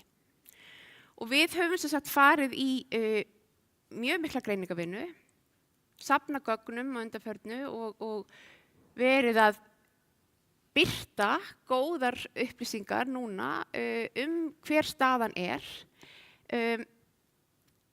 og veita þannig öllum aðilum greinargóðar upplýsingar til að taka upplýstari ákvarðanir. Þetta er bara mjög mikið framfara skref. Hér sjáum við núna í svokölluðum raforkuvísum Orkustofnunar, það er alltaf hægt að sjá hver staðan er fyrir komandi ár, það er að segja á hvað tíma fyrirtækir hafa tryggt sér orku fyrir sína viðskiptavini, hvort mikið vanti upp á og þannig meta hvort raunverulega ástæða er til þess að gera ráðstafanir við erfiðar aðstæður. Þessi mikilvæga greiningavinna, hún hefur nýst öllum raforkufyrirtækjum í sinni áætlunargerð og við sjáum í okkar gögnum jafnframt að hlutfall tryggðrar almennar forgangsorku á komandi ári hefur hækkað umtalsvert sem er mjög mikilvægt framfaraskref. Þannig að þetta er bara eitt af þeim góðu breytingum sem við hefum ráðist í til þess að gefa raunverulega góðar upplýsingar stöðu markaðar.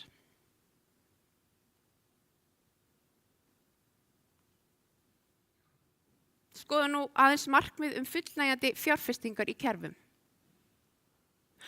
Orkuskiptin og raforkukerfisins fela sér miklar áskoranir fyrir flutnings- og dreifikerfi raforku. Aukin staðbundin framleiðsla á notkun krefst mikilla innviðafjárfestinga, en það þarf aukið afl en jafnframt nýjar tæknilausnir á sama tíma. Þessar tæknilausnir þurfa þetta geta mætt nýjum sveiflum sem verða þegar við erum með sveiflukennda orkugjafa. Með kerfisáætlun flutningsfyrirtækisins er stutt við fjárfestingar í innviðauppbyggingu með skýrum leikreglum og ramma við áætlunargerð. Forgangsröðun fjárfestinga er jafnframt metin út frá mikilvægi þeirra og raforkueftirlitið hefur lagt kapp núna við að skoða kerfisáætlun út frá raforkuöryggi. Kerfisáætlun veitir mikilvægar vísbendingar gang framkvæmda sem leiðis og tengingu við viðskiptavini. Þetta skiptir mjög miklu máli þegar við erum að skoða hvernig okkur miðar áfram. Yfirferð raforkueftirlitsins með viðskiptaskilmálum flutningsfyrirtækisins tryggir mikilvægt jafnræði og gegnsæi ákvarðanatöku og aðgengi að flutningskerfinu og þetta eflir samkeppni í orkuvinnslu allt land. Allir hafi jafnan aðgang að kerfinu og það eru allir sem að geti raunverulega við, ef þeir uppfylla ákveðið skilyrði, tengst sem eigur auðvitað samkeppni. Nú í nýútgefnum raforkuvísum Orkustofnunar er að finna upplýsingar væntar fjárfestingar í raforkukerfinu og við sjáum að næstu 5 árum munu fjárfestingar fara stigvaxandi og ná alltaf 200 milljörðum árið 2028. Og stærsti hluti þessara fjárfestinga er bæði í aukinni raforkuvinnslu sem er vel, en einnig verulegar fjárfestingar áætlaðar í flutningi og dreifingu raforku sem styðja við orkuskipti og aukna orkunýtni.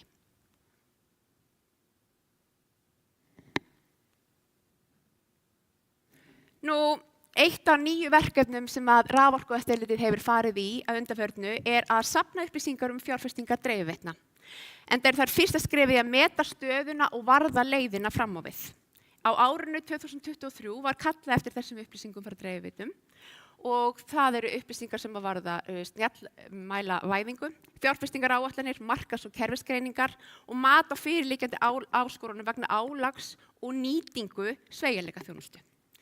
Mat á framtíðarfjárfestingum dreifiveitnanna hefur verið birt nú á síðu Orkustofnunar og þá sjáum við mjög mikla aukningu í fjárfestingum dreifiveitna. 11% þeirra eru rakin beint til orkuskipta og 37% eru rakin til styrkingar orkukerfisins vegna orkuskipta.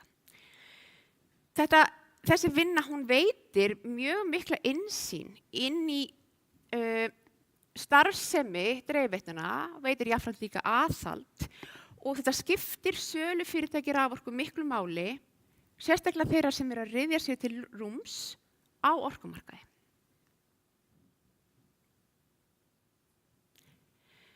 Tekjumarkamódelið hér á landi byggir á því að tryggja hagræðingu í rekstri og tekjur séu í samræmi við heimilan tilkostnað að teknu tillit til arðsemi. Með þessu móti er kostnaði haldið í skefjum. En eitt af mikilvægustu verkefnum framundan er að skoða jafnframt hvernig tekjumarkamódelið nýtist þegar að ráðast þarf í miklar fjárfestingar. Við hefum nú sett nýja leiðbeiningar flokkun kostnaðar vegna rannsóknar og þróunarverkefna í raforkuflutningi og dreifingu sem miða að því að styðja við nýsköpun, framfarir á sviði dreifingar og flutningsorku á Íslandi. Þessar leiðbeiningar veita aðstoð til verkefna sem eru á hugmynda eða nýsköpunarstigi og þar eru mikilvæga reglur skilgreindar hvað telst til viðurkenns kostnaðar. Þetta bara auðveldar dreifiveitum og flutningsfyrirtækinu til að taka ákvörðun að vinna nýsköpun og þróunarverkefnum á sviði orkumála og býr líka til nýja hvata fyrir þessi verkefni. Skoðum nú aðeins markmiðið nýja orkuframleiðslu og sveigjanleika. Með því að hvetja til nýs vöruframboðs hjá sérleyfisfyrirtækjunum á virkan hátt getum við í raun og veru verið að styðja við virkni markaðarins, ýtt undir þróun á nýjum orkukostum og stutt við tækniþróun. Þetta er mikilvægt og auðvitað er þetta bara fyrsta skrefi sem við höfum verið að taka í því að varða leiðina að nýta betur nýja orkukosti. Leiðbeiningarnar þær tryggja það að mögulega verður fyrr hægt að ráðast í nýja orkukosti á stað sem ekki hefur verið talið fýsilegt að fara í áður. Við getum tekið dæmi nýja lausnir eða nýja vöru sem kann að skipta miklu máli fyrir framtíðar orkukerfið. Það er þetta að sjá varaafl með endurnýjanlegum orkugjöfum, orkugeymslur og batteri, svo kölluð, er raunverulega nýja tegund af batterjum sem eru allt dæmi sveigjanleika þjónustu sem getur stutt við sveiflukennda orkuframleiðslu. Þannig getur eftirlitið ýtt undir jafnræði, samkeppni allra þátttakenda á raforkumarkaði og raforkusalar geta skapað sér forskot ef þeir nýta í raun og veru þessa þjónustu sem notendur geta nýtt sér með breyttu notkunarmynstri.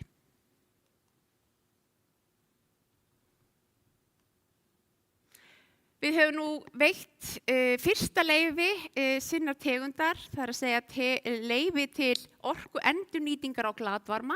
Þetta er áhugavert og skemmtilegt verkefni þar sem veitt er heimild til þess að nýta og selja orku í eigin framleiðslu til Norðurorku til húshitunar.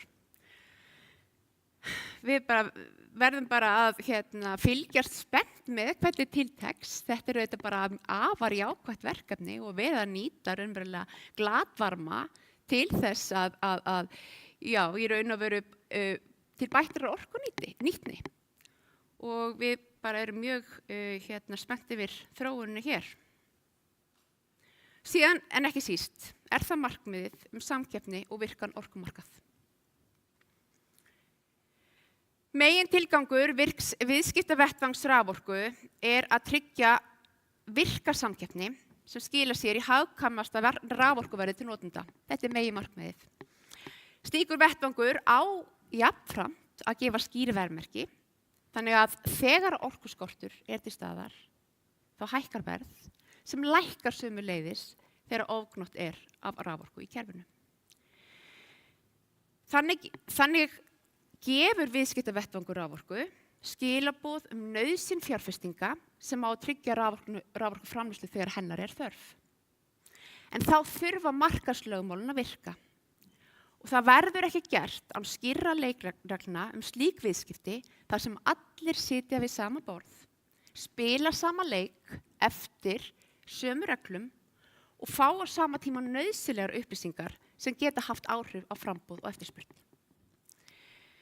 Raforkueftirlitið vann á síðasta ári ítarlega greiningu fyrir umhverfis- orku- og loftslagsráðuneytið fyrirkomulag viðskipta á raforkumarkaði og vann jafnframt að tillögu til ráðuneytisins um breytingu á raforkulögum þar sem lögð var áhersla á nauðsyn þess að styrkja eftirlits- og valdheimildir raforkueftirlitsins og setningu reglna hátternisreglur í viðskiptum á raforkumarkaði.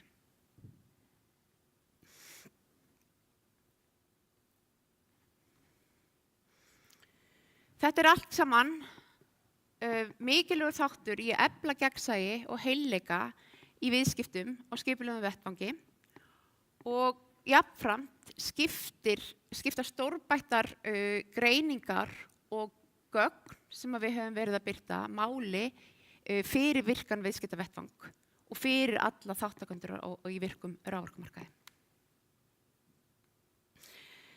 Umhverfis- og orkuloftslagsráðuneytið hefur lagt fram frumvarp til breytingar á raforkulögum þar sem mælt fyrir tilteknar hátternisreglur í viðskiptum með raforku.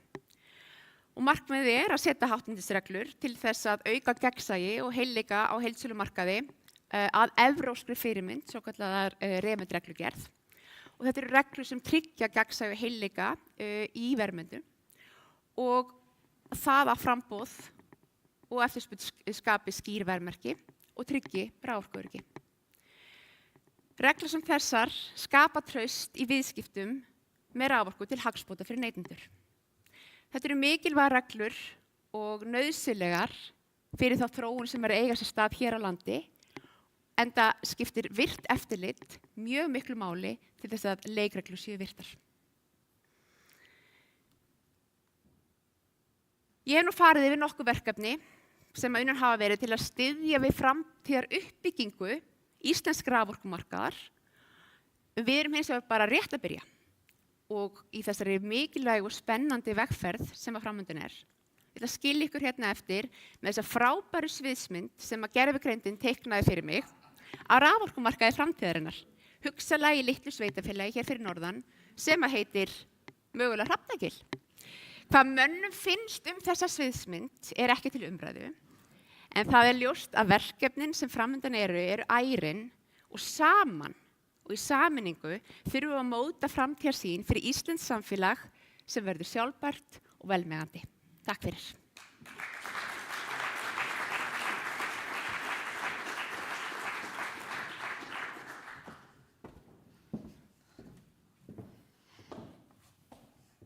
Já, oft því stillt upp þannig að eftirlit og stofnanir séu að þvælast fyrir atvinnulífinu. Það virðist ekki vera hjá Straumlind, en hvað með stærri fyrirtæki eins og HS Orku og Landsvirkjun? Við skulum sjá myndbönd frá þeim. Núna það þannig að það eitt fyrirtæki sem að stýrir svolítið mikið hvernig þessum auðlindum skammtað eða skert öllu heldur. Og ég sakna þess að Orkustofnun, sem stofnun orkumála á Íslandi, og þannig aðkoma að því hvernig þessum ákvörðunum háttað. Þegar lónstaðan í algjöru lágmarki og skortur fyrirhugaður, þá þarf að vita hvernig samfélagið að bregðast við, hvar herðir að og þetta einmitt nákvæmlega það sem þarf. Með raforkuvísum þá þetta orðið miklu meira up to date og að þetta var putan á púlsinum í hverjum einasta mánuði og sjá hvernig hlutirnir að þróast. Og þetta alveg sannarlega jákvætt skref að vera meira með birtingu gagna og tíðari birtingu gagna. Og ég held að það sé einmitt hægt að fara meira á dýptina í raforkuvísum með hjálp til dæmis netorku í dreifiveitukgögnum, meira spesifíkt. Sortera saman hótel, sortera saman sjávarútveg, sortera saman þessar helstu efnasstoðir landsins. Svo má líka fara á dýptina með stóriðju og gagnaver. Núna til dæmis mikill samdráttur í gagnaveru. Það má aðeins spyrja sig hvers vegna ætli það sé og þá kemur í ljós að við erum ekki að mæna eitthvað kryptó sem alveg frábært þegar skortur framundan. Það versta sem til að hafna tækifærum, hafna framþróun í samfélaginu og við verðum að taka tillit til allra þátta. Raforkueftirlitið gegnir algjörlega lykilatriði í því að það gangi upp. Sé ekki einhver fyrirtæki, einhver einkaaðili sem segir að það þarf miklu meira að virkja, heldur það raunverulegt vald sem óháð og segir bara nákvæmlega eins og staðan lítur út. Mér finnst að vanta aðkomu stjórnvalda, aðkomu Orkustofnunar að því að velja og taka þátt í því að gera það sem því miður nokkuð góða líkur að þurfa að gera. og ég kalla eiginlega eftir því.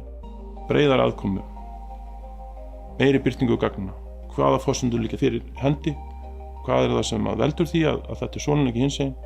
Þannig að kom ekki bara frá einu fyrirtæki. Það er bara nauðsynlegt að orkumálastjóri eigi þátttöku í þessum ákvörðunum.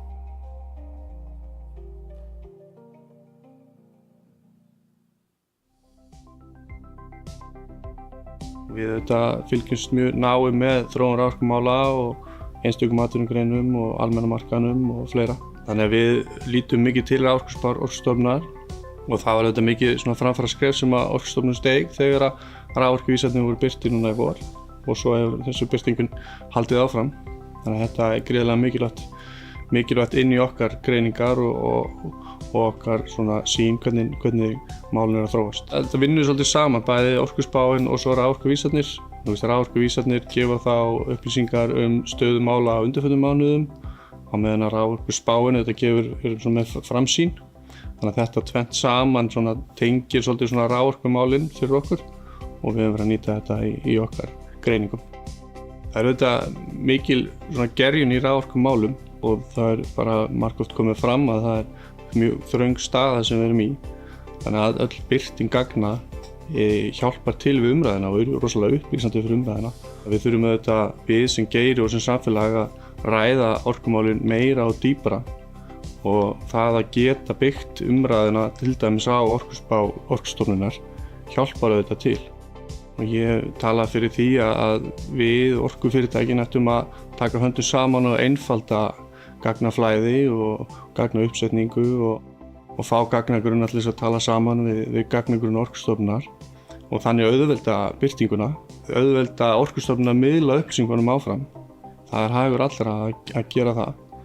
Þannig að ég held að það sé mikilvægt að orkufyrirtækin taki höndum saman eins og við á og hjálpist til við að koma gagnamálum í betra horf undir leiðsögn Orkustofnunar.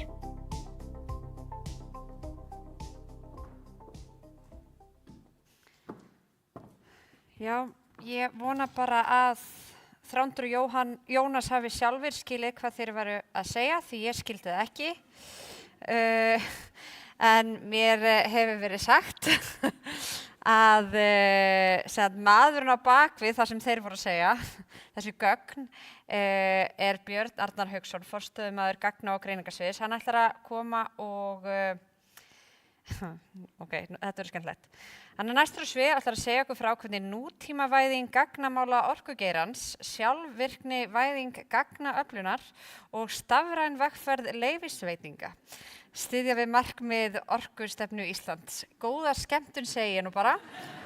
Og á meðan Björn Arnar kemur sér fyrir skulum við horfa á myndband frá Jónasi Ásgeiri Haugdal, verkefnastjóra orkuskipta. Bætt birting gagna með minni töf, það hefur reynst mikilvægt og gagnlegt fyrir bæði stofnunina sjálfa í hennar víðtæku verkefnum, fyrir stjórnvöld og einnig fyrir fyrirtæki og almenning í landinu sem geta eins og fyrirtæki stilt af sinn rekstur betur með bættu aðgengi að gögnum. Sem dæmi orkuspá Orkustofnunar sem við höfum gefið út núna nýlega að þá hefur sú vinna nýst inn í aðgerðaáætlun stjórnvalda í loftslagsmálum í losun gróðurhúsalofttegunda og notkun eldsneytis eins. Með þeim gögnum er hægt að meta betur hvaða aðgerðir hafa mest áhrif og er hægt að forgangsraða þá betur hvaða aðgerðum er flýtt til þess að ná markmiðum stjórnvalda í loftslagsmálum. Áður var spáin úthýst af Orkustofnun til ráðgjafa en nú hefur Orkustofnun tekin yfir hlutverki alfarið. Samráður haft við utanaðkomandi aðila varðandi ýmsa þætti spárunar en það er mjög mikilvægt fyrir alla hagaðila sem að snúa sér að Orkustofnun að hún sé bæði hlutlaus og hafi þessa þekkingu innanhús. Umhverfisstofnun sér að skila ítarlegum skýrslum framreikninga á losun gróðurhúsalofttegundum á Íslandi og þar kemur einnig spá Orkustofnunar vel að gagni með því að meta áhrif aðgerða og núverandi þróun á losun til lengri tíma. Sú þekking sem að hefur byggst upp með því að hafa verkefni hjá Orkustofnun nýtist fyrirtækjum og einstaklingum á margvíslegan hátt.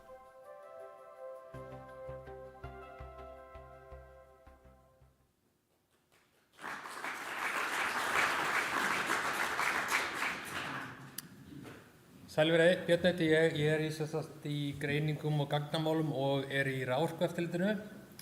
Við höfum verið að breyta miklu hjá okkur og í nýsköpun og við erum sóknarmiðuð í þessu og þökkum ráðuneytinu fyrir stuðningin í þessari vegferð. Ég ætla að taka nokkuð dæmi það sem við höfum verið að gera.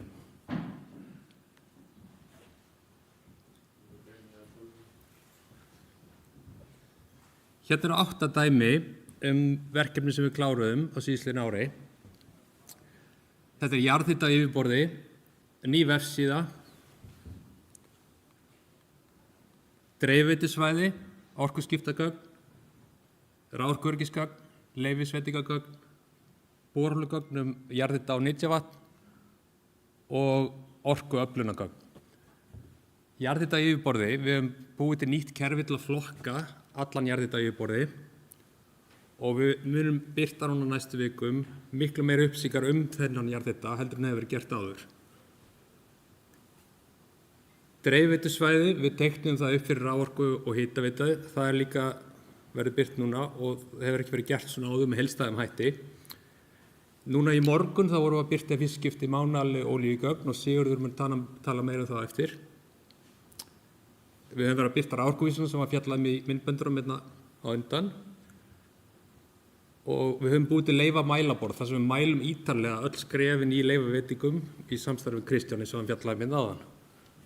Borholuskráin, þetta er eina grunnslóðum nýtingu á nytjavatni og jarðhita. Við erum ítarlegar upplýsingar sem við höfum bætt framsetninguna á og svo er það orkuspáin sem að snýr meðal annars að orkuöflun, hvaða virkjanakostir eru í boði, hvað kostar að virkja þá og hvaða áhrif hefur þetta á raforkuverð.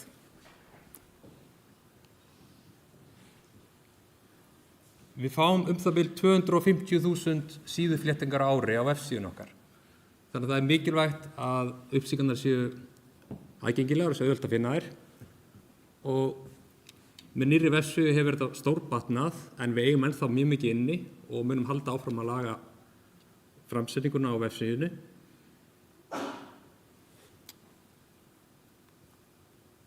En hvaða greiningar og gögn erum við að tala um?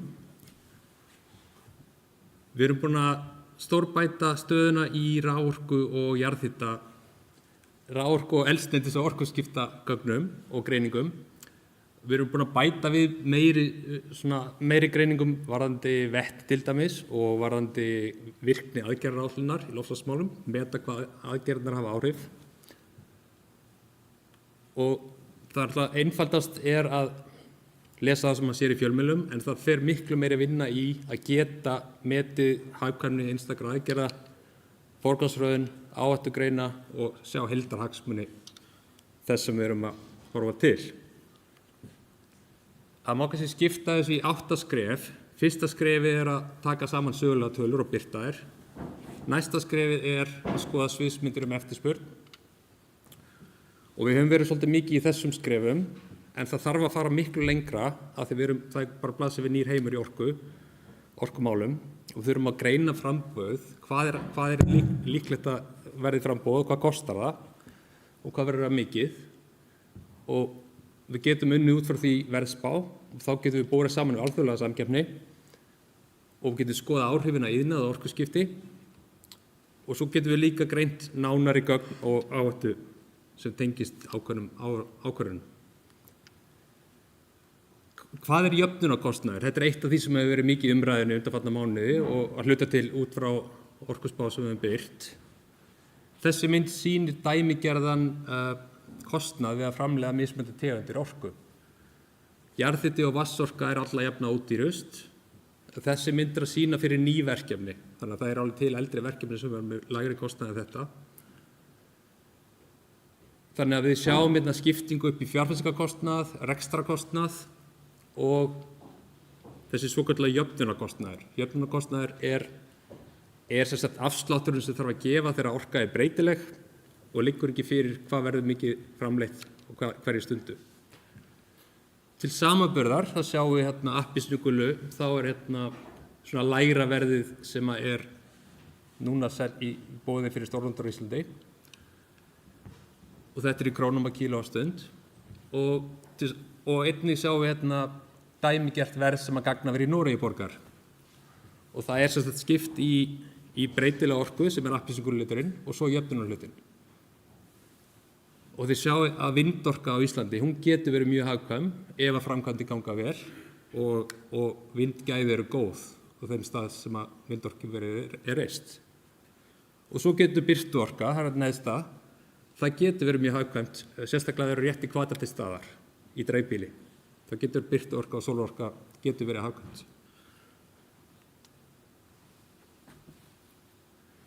Það sem kemur svo út úr þessu, þá erum við með þess að framboðu hérna vinstra megin og hvað kostar að framleiða og eftirspurnina og þá getum við spáð fyrir hver verðþróun getur verið. Gráa svæðið sýnir verðbilið til ársins 2030, það nokkur óvissa, en hún meira upp á við út frá þröngri stöðu í raforkuvinnslu. En við vorum einmitt að birta drög að nýrri uppfærslu á þessari framboðskurvu bara núna í vikunni og það kemur endalega útgáfa á verðspánum í nóvember. Og hvaða áhrif hafa þessar upplýsingar, þá getum við farið að skoða hagkvæmni og metið hagkvæmni til dæmis rafeldsneytis. Og við erum hérna á myndinni hvað kostar að framleiða grænt vetni í dag og 2030. Grænt vetni er vetni sem er framleitt með endurnýjanlegri orku og það mun lækka verulega til ársins 2030 og það sem við erum að keppa við, það sem samkeppnisgrundvöllurinn snýr að, er blátt vetni sem er búið til með gasi og svo kolefni fargað í jörðu. Og til samanburðar erum við með á appelsínugulum súlunum, þá erum við með hvað kostar grænt vetni í Evrópu og endurnýjanlegt þotueldsneyti í Evrópu. Þetta er allt í evrum á kíló. Þannig að þetta er svona eitt af því sem er svo áhugavert að skoða út frá framboðsspánni og verðspánni.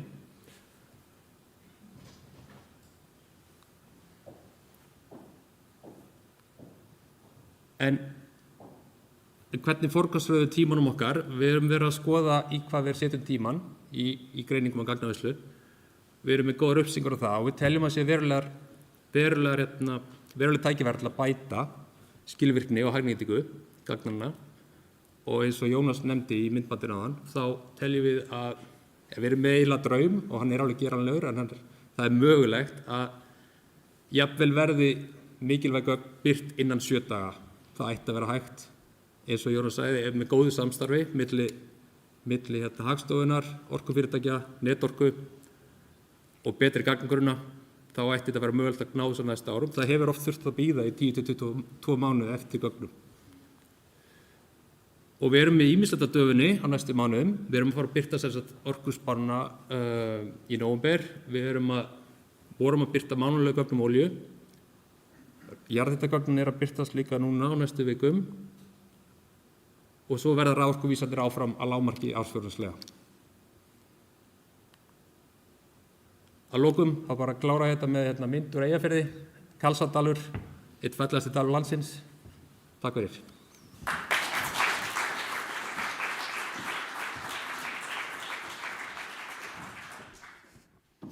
Vá, ég horfði á þessi súlurauð og ég var bara, hvað er, og bara þetta er svo fallegt. Ég var hvað sagði þetta er svo frábært. Já. Mér finnst æðislegt að þú getur séð það út úr þessu. Ég hugsaði, ég var geðveikt til í að ég gera það stundum í spunanum að fá svona glæru sjó og svo ég giska hvað það væri. Ég var mjög til í að fá þetta að því ég myndi ekki hafa hugmynd, sko. En næst er komið að sem sagt honum Sigurði Inga Friðleifssyni, þróun í olíunotkun og mikilvægi aðgerðar áætlunar stjórnvalda er næsta viðfangsefni. Sturluð staðreynd hann Sigurð Inga er að hann hefur lengstan starfsaldur hjá Orkustofnun eða 19 ár sem er ótrúlegt því að hann er 19 ára sem þýðir að hann hefur verið færður bara beint af fæðingardeildinni og til Orkustofnunar. Eins og ég segi, Sturluð staðreynd, bjóðum Sigurð Inga velkomin.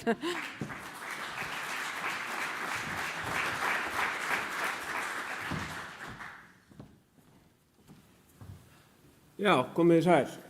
Nei, sko. Olían og Orkustofnun, ég ætla aðeins að fjalla það.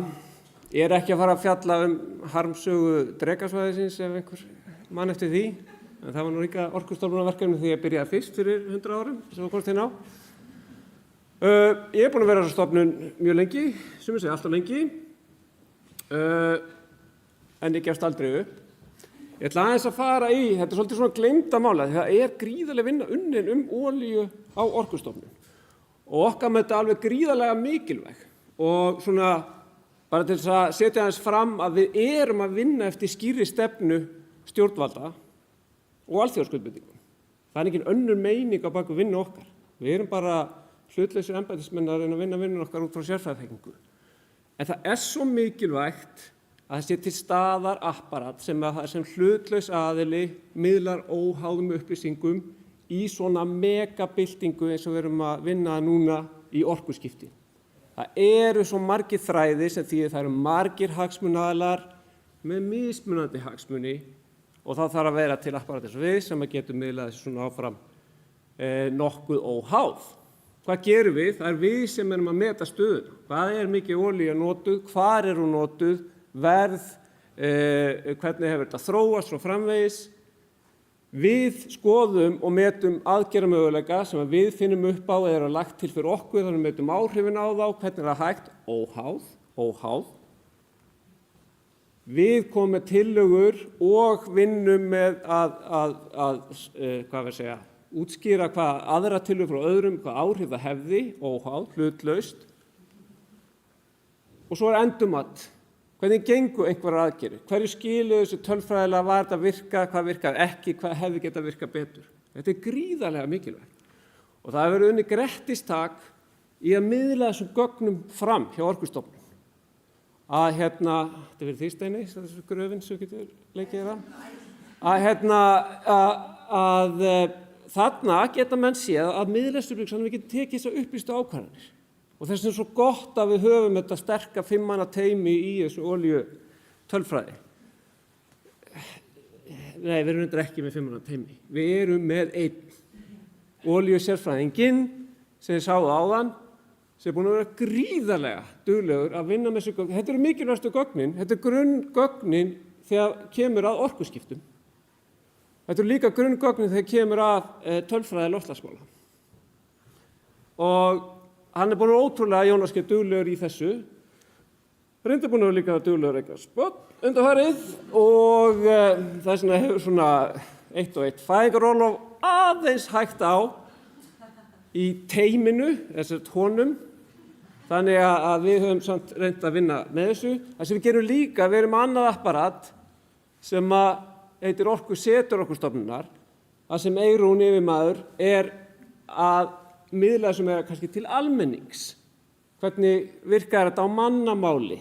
Akkur rafbíllinn miklu skynsamlegri en þetta hitt? Akkur ættu kannski ekki alltaf að fara á bílinn og allt þetta pluss raforkuverð og hitt og þetta unnið gegnum þessu ótal lausnir sem eru þar frambornar. Myndbönd og reiknivélar og hitt og þetta. Og öll þessi frábæra vinna, hverju hefur hún skilað? Nei, oh boy. Viðmið árið 2005, ekkert að gerast. Segðu af þér, vanhæf ríkisstjórn, allur pakkinn, þetta gengur ekki baun. Auðvelt, þau séu ekki gögnin að túlka það út frá þessari einföldu mynd. Það ekkert að gerast. Hvað í gangi? Hætti við þetta, það mistókst allt. Það bara ekki þannig.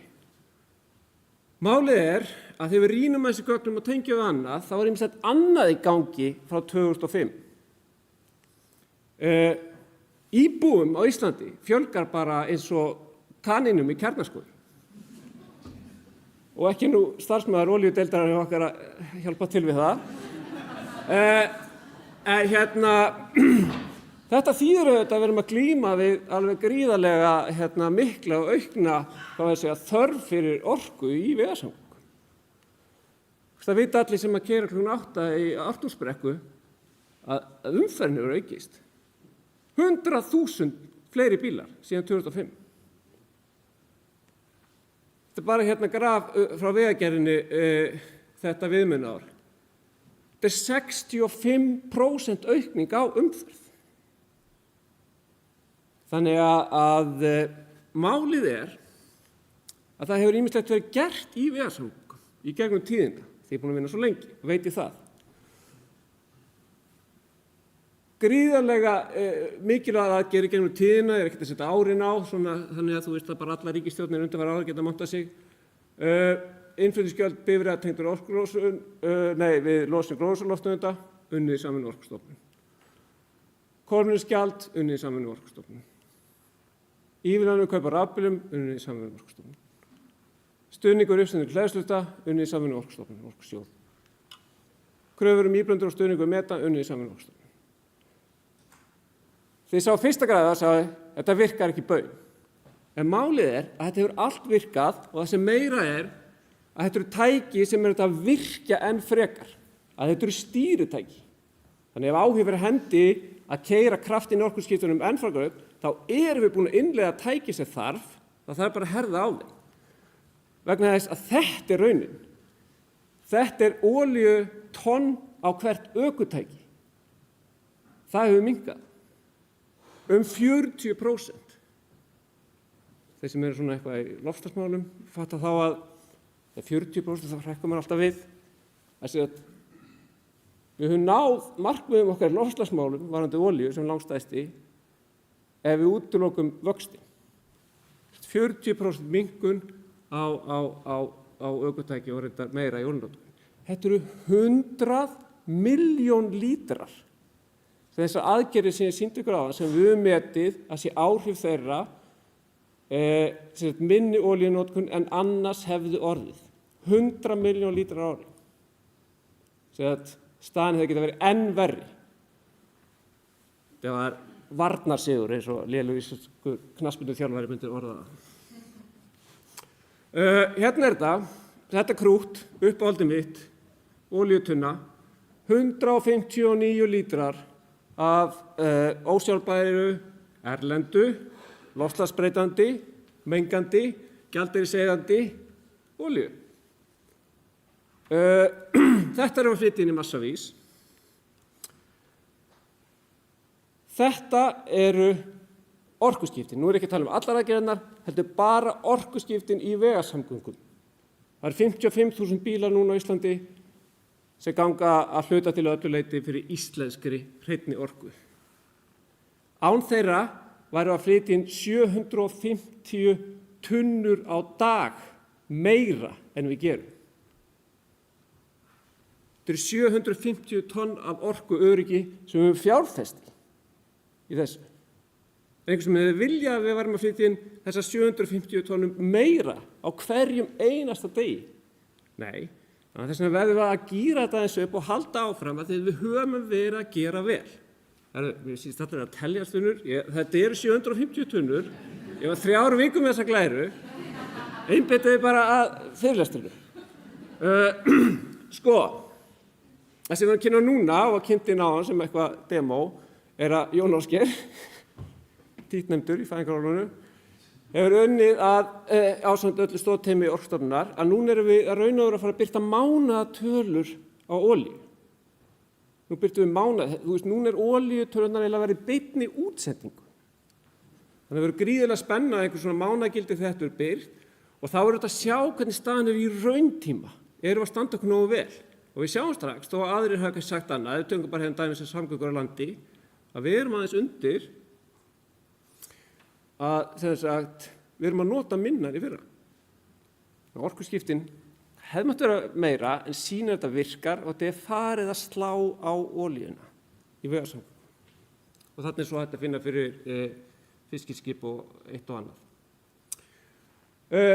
Bara svona aðeins létt að lokum rafbíla. Þróun, við lifum í þróun. Það gerist eitthvað á morgun sem ekki gerist í gær. Þessi bílar voru að koma inn 2012, þá byrjaði þetta, kannski skulum að segja. Þá kostaði rafbílinn 4,5 milljón. Ég var að fletta þessu upp í tímarit.is, fann loksins auglýsingu. Það sem meira að 97% af bílunum enn í umferð. Fyrir þá sem einhver tíman voru röfli mér að segja, þetta að geta endast neitt, það var fyrir að skipta batteríið eftir viku. Þeir eru enn í notkun. Ok, herrið, en byrju hérna aftur, hvað ekki? Þeir eru að hækki verði. Nei. Gleymum nú ekki íslensku verðbólgunni. Það eina sem getum við treyst á. The inflation ghost, eins og ég kynni oft erlendis. Uppreiknarverð 6,8. Þannig hann hefur lækkað gríðarlega í verði, rafbílar. Og þetta þróunin hefur aukist undanfarið. Það meira síðustu ári en fyrstu ári. Þannig að þú veist, þetta að gerast. Þessi meiri við skoðum þetta aðeins. Raflagið þessum var bara 24 kWh. Með heppni á góðum degi, þá komstu 120 km. Raflagið þessum 60 kWh. Þannig að við erum aðeins á dýftina, þá verð á rafhlöðueiningu lækkað gríðarlega. Þjóðhagslega hagkvæmni rafbíla hún svo afgerandi að það eiginlega ótrúlegt að við séum ekki að vinna hraðar að þessu. Þetta 70-75% lækkun á rafhlöðueiningu. En nú ætla ég að ljúka þessu.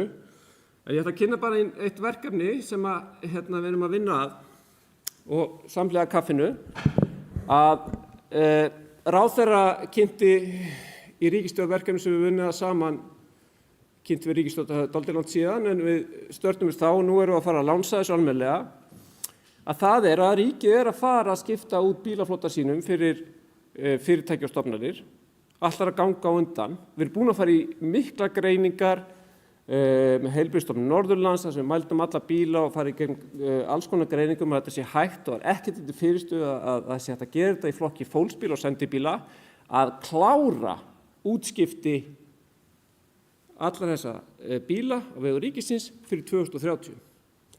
Og Axel Snillingur hjá okkur hannaði þetta brjálæðislega sniðuga hvatakerfi þar sem við veitum raun og viðurkenningu og staðinn fyrir að framleiða 4 metanlíur að þá samnýtum við fyrsta skjalið og það bara að skafa sig áfram á 8 orkuskiptum.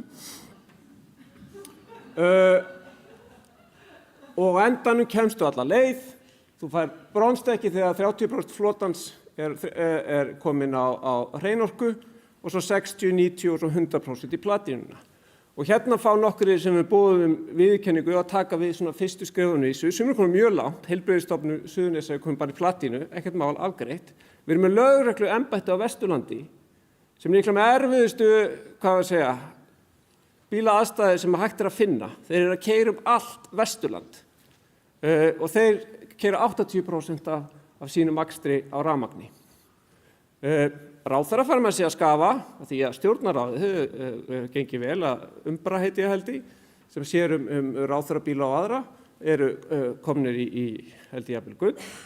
En svona fá allar stofnanir og fyrirtæki og ríkisins og ég bara græja þetta næstu 5 árin, enda og 3 og meðan þið fá að fara í kaffi hérna þá ætlum við að biðja þá sem hafa verið boðaðir að koma hér og taka við viðurkenningum og skafa pínu og taka mynd. Takk fyrir.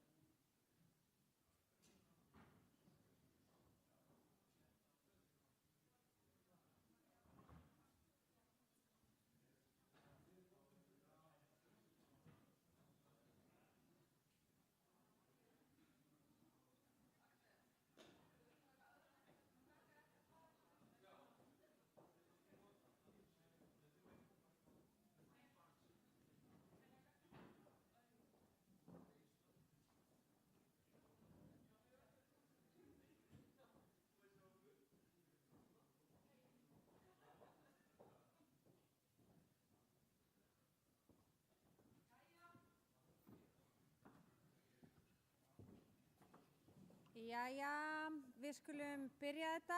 Þið sem eru frammi, endilega komið inn. Það verður rosalegt atriði hérna núna.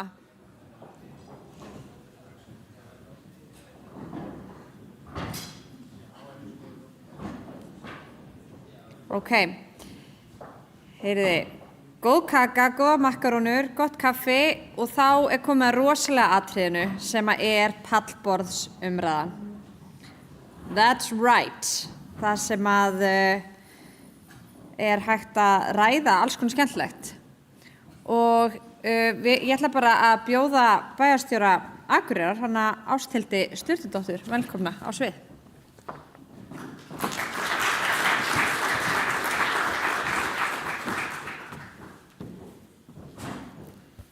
Fundarstjóri, ágætu gestir, ég ætla nú að fá að byrja á því að bjóða ykkur hjartanlega velkomin hingað í hið bjarta norður og ég veit að þið vitið, jafnvel og ég, að hér er náttúrulega alltaf fallegast og best og yndislegast, þannig að njótið þess að vera hérna þið sem ekki búið en að stoppa hér við og njóta alls þess besta sem Akureyri hefur upp á að bjóða.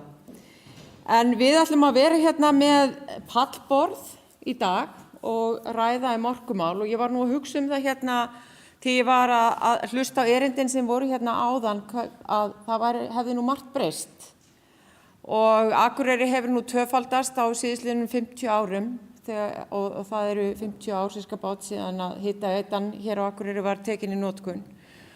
Og eins og sagt var í fyrirlestrunum og meðal annars Sigurður Ingi, þú talaði það að okkur hefði fjölgað mjög mikið að hér hefur íbúatalan tvöfaldast og það eins og margir vita kallar á ennþá meiri raforkunotkun og ennþá meiri raforkunotkun út af öllum heitipottunum sem við erum að nota hérna og gervigrasvöllunum og öllu því sem fylgir samfélagi sem í örum vexti og býr við mikla velsæld. Því að velsældin okkar nú ekki síst út af því að við erum með heitt vatn á góðu verði og raforku. Ég fékk til mín gesti í síðasta vor frá Pólandi og það tæplega 100.000 manna borg sem heitir Jelena Góra. Hún býr yfir gríðarlegum orkuauðlindum en það einn hóteleigjandi sem á allar þessar orkuauðlindir, þannig að sveitarfélagið og þessi borg, 100.000 manna borg, getur ekki hitað sig upp með heitu vatni, heldur notar jarðgas. Þannig að við erum ótrúlega heppin Íslendingar og rík að öllu leyti. En ég ætla ekki að sjá einum pallborðið hérna í dag og vera með eintal. Við erum komið með 6 frábæra gesti. Þau Björn Brynjólfsson, formann samtaka Gagnavera, ætla að biðja þig að koma hingað upp. Og Karin Mist Kristjánsdóttir, verkefnisstjóra Græns iðngarða á Bakka. Eyþór Björnsson, forstjóri Norðurorku.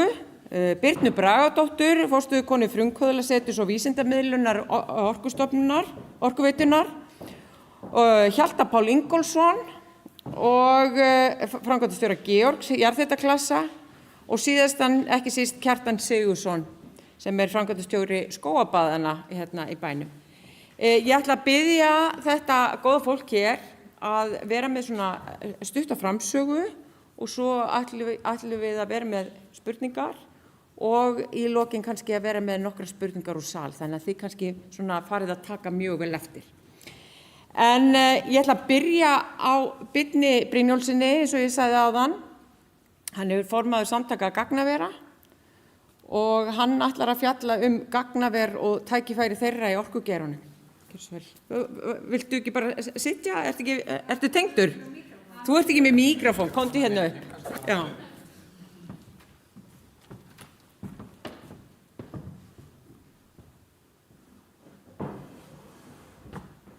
Í mjög stuttu máli þá eru gagnaver heimili fyrir tölvur. Það þarf að hlúa tölvunum, það þarf að fæða þær með orku og það þarf að halda þeim í góðu umhverfi með því að kæla þær. Og á Íslandi búum við mjög góð skilyrði til þess. Eins og ráðherra kom inn á áðan, þá eru verðmæti í rokinu stundum og þá mjög vel við í gagnaverskeiranum.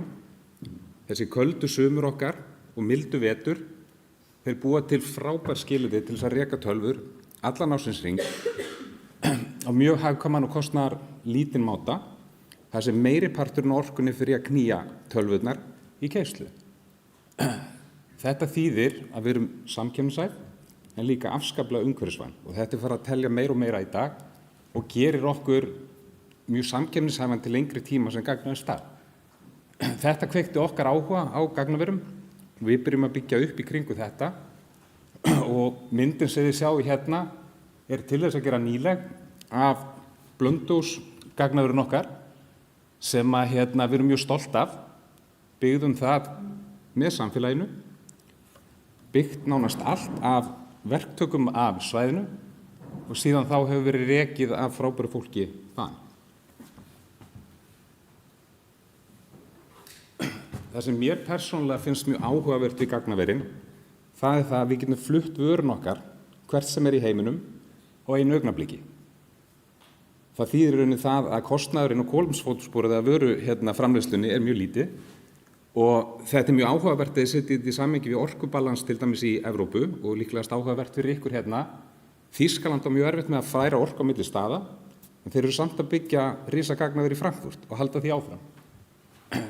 Við sem þjóð eigum mikið inni þarna og Norðurlöndin líka færa í rauninni tölvurnar nær grænu orkunni og senda vöruna með ljósi þvert á milli. Við erum mikilvægir innviðir fyrir nútíma samfélög. Ef að gagnaver fara niður þá yfirleitt missa fyrirtæki getum alltaf að starfa af því að tölvurnar eru orðnar hjarta fyrirtækjum flestum tilfellum. Gervigreind, Halla, þú komst inn á þetta áðan, í mjög miklum vexti. Þetta er gríðarlega stórt tækifæri fyrir Ísland og Norðurlöndin að taka á móti þessari miklu þörf sem er að eiga sér stað núna í þeim geira. En þetta rekur sig ekki sjálft.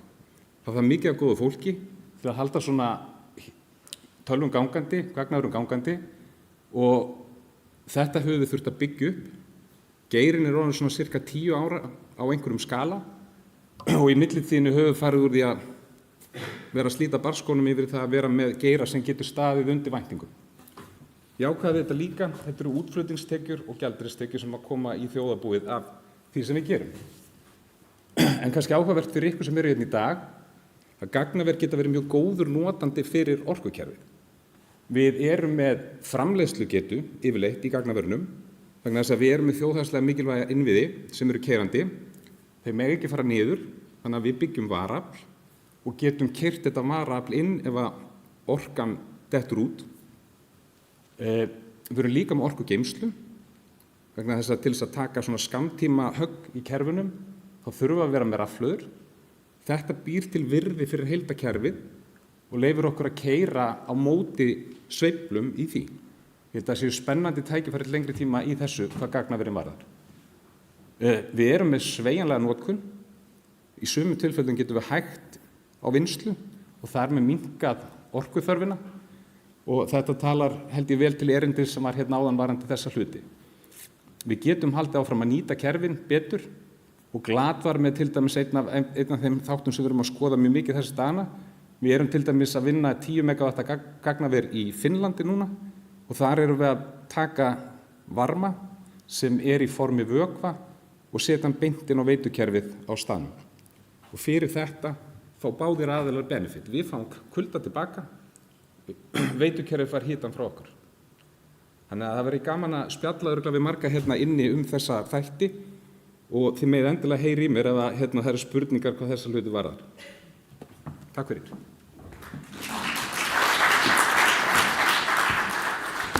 Takk fyrir þetta, Björn. Þá ætlum við að fá Karinni Mist Kristjánsdóttur. Hún er verkefnastjóri Græns iðngars á Bakka og hún ætlar að ræða nýsköpun í líforku og nýtingu lífrænna orku auðlinda. Viltu koma hérna upp eða viltu sitja? Ég ætla að fá að standa upp. Já. Heyrist alveg í mér eða?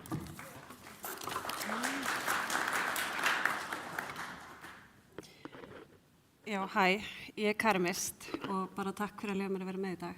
Ég er sem sagt líffæralaverkfræðingur og starfsmaður EIMS, en við hjá EIM, við erum með mjög háleit markmið að bæta nýtingu auðlinda með verðmætasköpun að leiðarljósi. Og ég er í raun bara með örstutta kynningu á 3 verkefnum sem að segja svolítið frá því hvernig við erum að vinna þetta. Hérna. Fyrsta verkefnið er Glattorma Bakka en eins og Ásthildur sagði þá er ég að verkefnastýra grænuviðingar á Bakka. Við erum hér búin að vera svona og í vinnunni búin að vera að skoða svolítið styrkleika svæðisins, hvað svæðið hefur upp á að bjóða og það fer ekkert á milli mála, það er bara gífurlegt magna varma á svæðinu. Og það er þá einnig í formi af glatvarma sem í dag er fullkomlega ónýtur. Þannig að við erum búin að vera að vinna í samvinnu við Orkuveitu Húsavíkur og PCC Silicon á hagkvæmni greiningu á því hvort að nýta með þennan varma og hvernig það myndi líta út. Höfum verið að skoða ýmis svona notkunar scenario þar sem við horfum á líftækni, framleiðslu, matvælaframleiðslu, þurrkun og hitaveitu og svona fyrstu tölur sýna okkur bara mjög augljóslega fram á að þetta er töluvert hagkvæmara. Þetta er alltaf helmingi ódýrara fyrir okkur að fara þessa leið þegar kemur að hitaveitu heldur en að fara hefðbundnu leiðina og bora eftir meira vatni. Næsta verkefni er líforka á Deisnesi en hér höfum við annars vegar komið að því að við höfum verið að styðja við Líforku Ver EHF þar sem að verið er að, sem sagt, að koma að bara líforkuveri á Deisnesi þar sem framleitt verður kjötmjöl meðal annars og hráfita. Þetta má síðan nýta áfram til áframhaldandi orkuframleiðslu. Einnig erum við að vinna að metanframleiðslu, sem sagt að lífgasveri á Deisnesi þar sem að við erum að horfa á stýrða framleiðslu á lífgasi þar sem við tökum inn mykju og lífrænan úrgang og munum framleiða metan og koltvísýring og meltu sem er gerjuð mykja þá og má nýta sem áburð. Þriðja verkefni, og þetta kemur allt mjög hratt og vel frá mér hérna, en fráveita og sérstaklega þá frá iðnaði en við vitum bara, allavega, þú veist, já, ég veit ekki hvort þið veit það, en fráveitumál eru bara í algjöru lamasessu í Íslandi og þetta er í raun bara eitthvað sem þarf virkilega að fara að gera eitthvað við. Það eru fæst sveitarfélög á landinu sem eru í raun að uppfylla þau skilyrði sem eru hvað varðar losunarkröfur og hér á bak við mig, þá sjáum við hérna mynd. Þetta er tilraun sem ég gerði fyrir nokkrum árum. Ég er búin að vinna svolítið mikið í fráveitu, hef mikið áhuga á þessu eins og eðlilegt er. En bara svo við höldum öll lífsviljanum, fólk eru að tala um þetta sem bara kakom allt hérna til vinstri. Þetta er bara ágætis birtingarmynd á því hvernig við erum að losa frá okkur í dag, frá iðnaði. Við erum bara að senda þetta svona í fráveituna og þetta fer áfram áleiðis út í sjó. Við á EIM erum að vinna í því að fjármagna tækjabúnað, þetta er bara vel þekktur og bara einfaldur tækjabúnaður sem getur gert okkur kleift að gera nákvæmlega þetta. Þar sem að við sækjum gumsið úr kakumaltinu upp á land og getum farið með það áfram í áframhaldandi verðmætasköpun eða orkuframleiðslu. Svo öll þessi verkefni eiga það bara sameiginlegt að hér erum við að taka auðlindir eða verðmæti sem í dag eru gjörsamlega að fara bara til spillis og við ætlum að koma þeim áfram inn í hringrásina og áfram til verðmætasköpunar. Takk fyrir mig.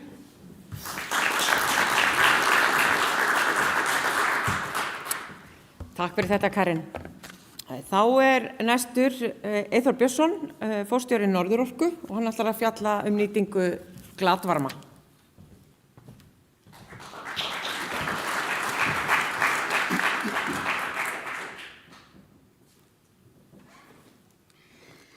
Já, takk fyrir og mér langar að leyfa mér að byrja á alveg stöðuglegri staðreynd varðandi hitaveituna af því að ráðherra kom vel inn á það hvað þetta hefur verið erfitt í aðdragandanum og hvað þeir sem undan okkur gengu þurftu að hafa mikið fyrir þessu. Ef við reiknum verð á rúmmetri á heitu vatni til verðlags í dag í upphafi hitaveitunar þá eru það rúmar 600 krónur á rúmmetri. Við búum mikil gæði í dag að eiga þetta að baki. Það sem brauti sig að rudd fyrir okkur. En já, ég ætla að tala um glatvarma. En fyrst ætla ég að minnast á að þetta hefur ekki alltaf verið auðvelt í hitaveitunni og við höfum sýnt þessa mynd áður sem er hérna að þegar við erum að leita heitu vatni sem við erum á kapphlaupið okkar alla daga þá hefur það alveg gerst að við höfum ekki hitt í mark þó við höfum vandað okkur mikið og þannig dæmi borholu sem var vel á aðra 100 milljón og gaf þessa bunu. Við höfum líka reynt að hvetja til svona bara bættra nýtingar en við höfum líka verið að horfa meira til glatvarma vegna þess að það eru þetta bara orka sem fer til spillis og mikilvægt að nýta. Þegar við fórum að velta fyrir okkur það að virkja glatvarma niður frá TTK, þá var það strax einhvern veginn augljós kostur. Þannig verið að dæla gríðarlega miklu magni af sjó inn og inn á varmaskipta til að kæla kerfin og svo þarf að dæla þessu út á haf aftur. Þannig fer mikil orka til spillis og það fær líka orka í það að dæla sjónum fram og tilbaka. Við höfum sem sagt í rauninni áætla það. Við getum tekið alltaf 10 megavött af afli inn í kerfið okkar á ári í fyrsta kastið og í því til að setja það í samhengi þá hámarks afl hitaveitunnar Akureyri núna 100 megavött þannig að þetta gríðarlega góð og gagnleg viðbót fyrir okkur. Það eru fleiri tölur hérna sem ég ætla nú ekki að staldra við að því tíminn frekar skammur en snilldin við þetta verkefni sko margvísleg. Fyrir að fyrsta þá þetta bara hérna innan bæjarmarkana, það stutt að sækja varmann. Í öðru lagi þá þetta einföld tækni, þetta mjög einfalt, við dælum bakrásavatni þarna niður eftir, það fer í gegnum kerfið og kælir kerfið hjá TTK, kemur heitt inn á kerfið til okkar aftur. Nú, svo það sem kannski mesta snilldin að þetta virkjun sem getur stækkað með aukinni notkun. Af því að þegar við fáum meira bakrásavatn til að dæla það í gegn í kælingarna, þá fáum við meira vatn inn á kerfin okkar. Og bara síðast en ekki síst, þá náttúrulega bara snilldin að vera að nýta þennan glatvarma sem núna fer þarna vannýttur út í loftið eða til sjávar. En það eru sem sagt sko örugglega mýmörg tækifæri í glatvarma og var nefnt hérna áðan eins og gagnaver og fleiri. Við þurfum að horfa sífellt meir í þessa átt. Tækifærin eru mörg. Þetta ekki bara ábyrgð orku- og veitufyrirtækja, þetta ábyrgð okkar allra og kannski ekki síst þeirra sem að búa til glatvarmann. Takk fyrir.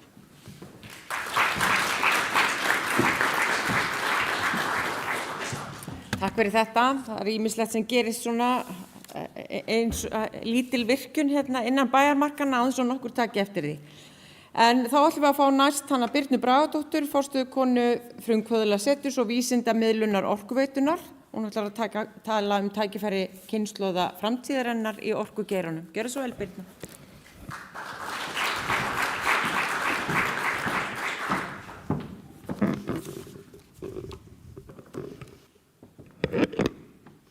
Takk fyrir og takk fyrir að bjóða mér að koma og segja frá verkefni sem ég búin að vera að leiða undanfæri misseri sem að 11 stöð sem að áfangastaður, nýr en ekki samt nýr, orku og náttúru.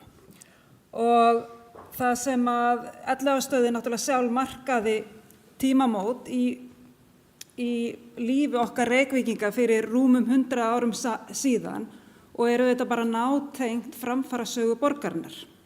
Og í 11 stöð tölum við stundum að við gerum ósýnilegt sýnilegt.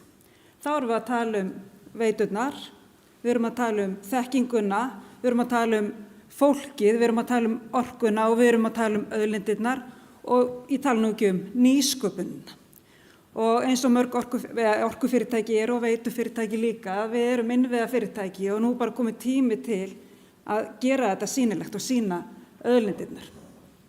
Og við erum eins og hérna ég sagði ykkur frá, erum áfangastaður í hjarta Reykjavíkur og ég veit ekki neina borg í heiminum sem með 14 borholur, laxveiði á, hefur verið með vatnsaflsvirkjun, svona æðislega fallegt grænt svæði og Orkuveitan sáu þetta tækifæri í því að búa til hliðin í dalinn og þennan áfangastað sem svona tengdur þessum rótgróna grunni orku og auðlindaöflunar.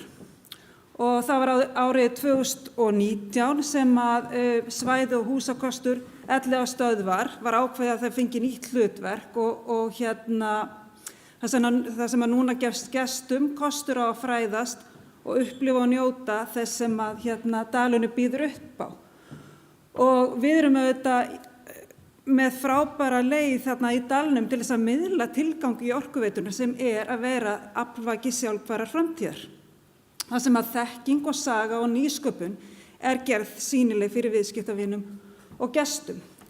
Og mörg ykkar þekkið þetta náttúrulega ykkar geiri og okkar geiri, en rafstöðin sjálf náttúrulega markað upp á rafvæðingar í Reykjavík, fyrsta vatnsaflsvirkjunin, og í hópi merkustu tækniminja landsins.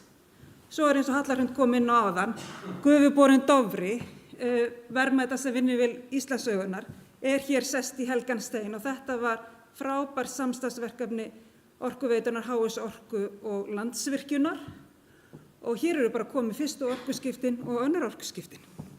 Svo erum við með heimili Veitna, þar sem að leyndardómar Veitnanna eru afhjúpaðir inn á heimilum borgarbúa, sem ný sýning sem við erum með, ótrúlega skemmtileg og fræðandi sýning fyrir börn og fullorðna. Og svo tala nú ekki vatnsleikjagarðurinn sem innblásinn af stíflunni og árhólmanum, og gestir geta lært og leikið sér hegðun vatns og í náttúrunni. Þannig að Elliðaárstöðin sjálf, og ég get sagt ykkur meira og meira frá öllum smáatriðum, en tíminn naumur, en Elliðaárstöðin sjálf hugsuð sem fræðandi vettvangur, og svæðið sjálft í rauninni ein sýning. Og núna á næstunni erum við að fara að opna straumskiptistöðina sem var tengd Soginni, og hún var á sínum tíma táknmynd nýrra tíma, og þar ætlum við að vera með gestastofu og svona vinnuaðstöð, skrifstofurými, fundaraðstöð, þar sem við segjum frá nýsköpunarverkefnum sem við erum að vinna að. Við erum líka búin að vinna að vísindamiðlun, og þá erum við markmiðið með henni að auka áhuga á nemenda, fyrst og fremst, á orku- og veitumálum, og gera þessi nauðsynlegu lífsgæði okkar sýnilegri. Og við erum að bjóða nemendum á öllum skólastigum í heimsókn til okkar, og í fyrra komu 4100 skólabörn í markvissa fræðslu, þannig að við viljum gera þennan geir okkar að aðlaðandi náms- og starfsvali. Og þar leggjum við mikla áherslu á STEAM, aðferðafræði og hönnunarhugsun, af því að við þurfum stórhuga fólk til þess að innleiða stórhuga breytingar og nýsköpun, og við þurfum að byrja ung. Og skemmtileg verkefni sem við höfum verið að leiða, þar eru til dæmis meistarabúðir hugmyndasmiða sem við erum að tengja við orku. Við erum með mjög skemmtilega orku- og vísindadag, þar sem við tökum á móti öllum háskólanemum og kynnum bæði störfin og verkefnin. Og svo erum við líka með upplifun á viðburði sem við erum að tengja þá við þennan áfangastað sem nátengdur orku- og auðlindastarfsemi, og við viljum líka skapa svona merkingar bæra upplifun fyrir gesti, þannig að það myndist sterkt tengsl við staðinn og skapar jákvæðar minningar. Og þar erum við að vinna með þverfaglegt samstarf við bæði hönnuði og listafólk á öllum sviðum. Til dæmis verið með rafmagnaða tónlist í rafstöðinni á listahátíð. Við vorum að kenna krökkum á eðli vísindana í gegnum sirkuslistir í samstarfi við Hringleik, og svo lengi mætti telja. Og ég tala nú ekki auðlindahjólatúrinn okkar, af því að Halla Hrund kom inn á áðan hitaveitustokkin, að við erum með hjólatúra þar sem við erum að hjóla allan bæ með fólk og segja þeim frá innviðauppbyggingu og fræðslu auðlindirnar okkar. Þannig að það svona, við erum að reyna allavega að nýta fjölbreyttar leiðir til þess að miðla orkumálum og auka áhuga almennings á orku- og veitumálum til þess að þetta verði bæði aðlaðandi náms- og starfsvettvangur, og líka bara að fólk verði stolt af því sem við erum að gera í þessum geira. Þannig að ég býð ykkur bara velkomin í Elliðaárstöð. Takk fyrir.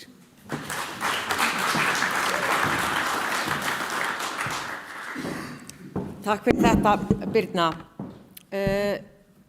Við ætlum síðan að fá hann Hjalta Pál Ingólfsson, sem framkvæmdastjóri Georg jarðhitaklasi, og hann ætlar að fjalla útflutningsverðmæti þekkingar á jarðhita. Gjörðu svo vel. Takk fyrir kærlega. Ég ætla að standa aðeins út og vera ekki með glærur, þannig að ég bið ykkur að taka vel eftir því sem ég segi. Mér finnst bara afskaplega gaman og vænt það að fá að tala aðeins við ykkur og tala útflutningsverðmæti þekkingar. Sérstaklega í ljósi þessara 15 ára samstarfs innan Georgs, þar sem ég forstöðumaður eða hefur verið framkvæmdastjóri frá upphafi. Það sem að okkar áhersla hefur alltaf verið að byggja upp þekkingu, nýta nýsköpunina og nýliðun í geirinni og skapa verðmæti til framtíðar. Við höfum í rauninni, getum við sagt, verið hornsteinn í þekkingaruppbyggingu og rannsóknum og þróun í jarðhita og lagt töluvert af mörkum þar. Og við erum sérstaklega stolt af því, myndi ég segja, að hafa í rauninni upphafsárum Georgs getað styrkt masters- og doktorsnáma nema til náms til þess að skapa og auka nýliðunina. Og það er rosalega gaman að sjá mjög marga í samfélaginu í dag sem eru milli eða yfirstjórnendur, bæði í fjöldafyrirtækja og stofnana, bæði á Íslandi og í rauninni á alþjóðavettvangi sem hafa fengið styrk og fengust til þess að ekki fara í bankakerfið, heldur fara í jarðvísindin og taka þessa baráttu með okkur. Því að raunverulega þurftum við á því að halda þegar Georg var stofnaður 2009 að efla nýliðun í geirinni og auka í rauninni í rauninni þessar þekkingafærslu frá eldri kynslóðum yfir til nýrri kynslóða. Síðan annað sem við tókum þátt í sem mjög mikilvægt að koma verðmætum eða þekkingu í verðmæti að við tókum þátt í viðskiptarhæðli með Arion banka, Landsvirkjun og Nýsköpunarmiðstöð og lögðum til pening í fjárfestingu í nýsköpunarfyrirtækjum og sprotum. Það eru 21 fyrirtæki sem fóru í gegnum það. Og það eru fjöldamörg fyrirtæki, allavega upp undir 10 af þeim fyrirtækjum sem eru enn starfandi og sum hafa bara virkilega blómstrað. Og það er rosalega flott að sjá hvernig við getum þannig tekið þekkinguna yfir í raunverulega tækni og vísindi og vöru og þjónustu og komið í þannig áfram. Það hefur líka verið afskaplega gefandi í þessu samstarfi þessu 15 ár að vinna með Orkustofnun og við getum sagt það að samstarfið þar hefur verið bæði gefandi og líka mikilvægt og leiðtogar hlutverk Orkustofnunar í verkefnum eins og Geothermika hefur virkilega skipt sköpum þegar kemur að setja jarðhitann á kortið. Við getum sagt að þrotlaus vinna Guðna A. Jóhannessonar á sínum tíma í að athygja fyrir jarðhita á þessum hæstu levelum innan Brussel hefur virkilega hjálpaði til og var til þess, bæði vinnan hans og annarra kollega innan Geothermika í Evrópu, var til þess að rannsóknar áætlanir Evrópusambandsins tóku mikið betra mið af jarðhita og þeim þörfum sem jarðhitin hefur og var til þess að það var aftur auðveldara að fá stuðning og styrk til þeirra verkefna og á síðustu 12 árum síðan þetta virkilega hófst hefur aukning hafa íslensk verkefni fengið alltaf 65 milljarða í styrk, þá allan pakkan, bæði íslensk og erlend verkefni þar sem Íslendingar hafa tekið þátt, það eru 65 milljarðar í heildina sem hafa verið lagðir í jarðhitarannsóknir. Og það er ótrúlega stór tala þegar maður hugsaði þannig og þetta í rauninni má þakka mjög mikið þessari vinnu sem við unnin innan Orkustofnunar og með okkur hjá Georg og í samvinnu við þá erlendar systurstofnanir Orkustofnunar, ef við getum sagt svo, í Evrópu. Og það í rauninni, getum við sagt að þetta sé eitt af því mikilvægasta sem ég hef lagt fram innan Georgs og Orkustofnun þar með. Og ég reikna með því að ný stofnun, Orku og umhverfis, muni styðja dyggilega við þessa vinnu áfram. Síðan alveg hrikalega gaman að segja frá því að núna loksins getum við séð KMT sjálfseignarstofnunina taka flugið. Og KMT sjálfseignarstofnunin gengur út á það að þetta er Krafla magma testbed, ráðherra kom aðeins inn á það hérna í morgun. Þetta er verkefni sem í rauninni gengur út á það að bora 2 borholur í Kröflu og byggja upp alþjóðlega rannsóknir innviði sem í rauninni nýta kviku sem fannst á 2 km dýpi í Kröflu fyrir árið 2009. Og núna kom þess að ríkið rausnarlega að stuðningi og búið að fjármagna þessa stofnun til næstu 2 ára. Orkuveitan og Landsvirkjun matsa það eða jafna þann styrk og aðrir koma með auki fjármagn þar til viðbótar og í rauninni eins og ég segi búin að tryggja þetta til næstu 2 ára, reksturinn á þessu og uppbygginguna.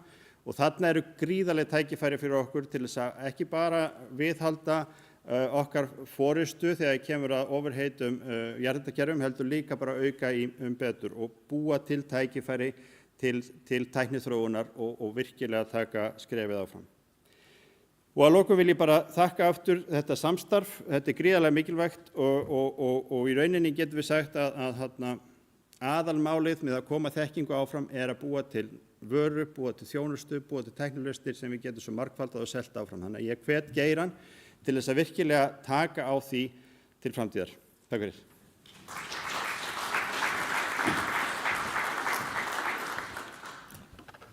Takk fyrir þetta, Hjalti. Og þá það síðast en ekki sístur að Kjartan Sigurðsson, framkvæmdastjóri í Skógarbæðanna. Og hann mun fjalla tækni og nýtni innan ferðaþjónustunnar. Gjörðu svo vel, Kjartan.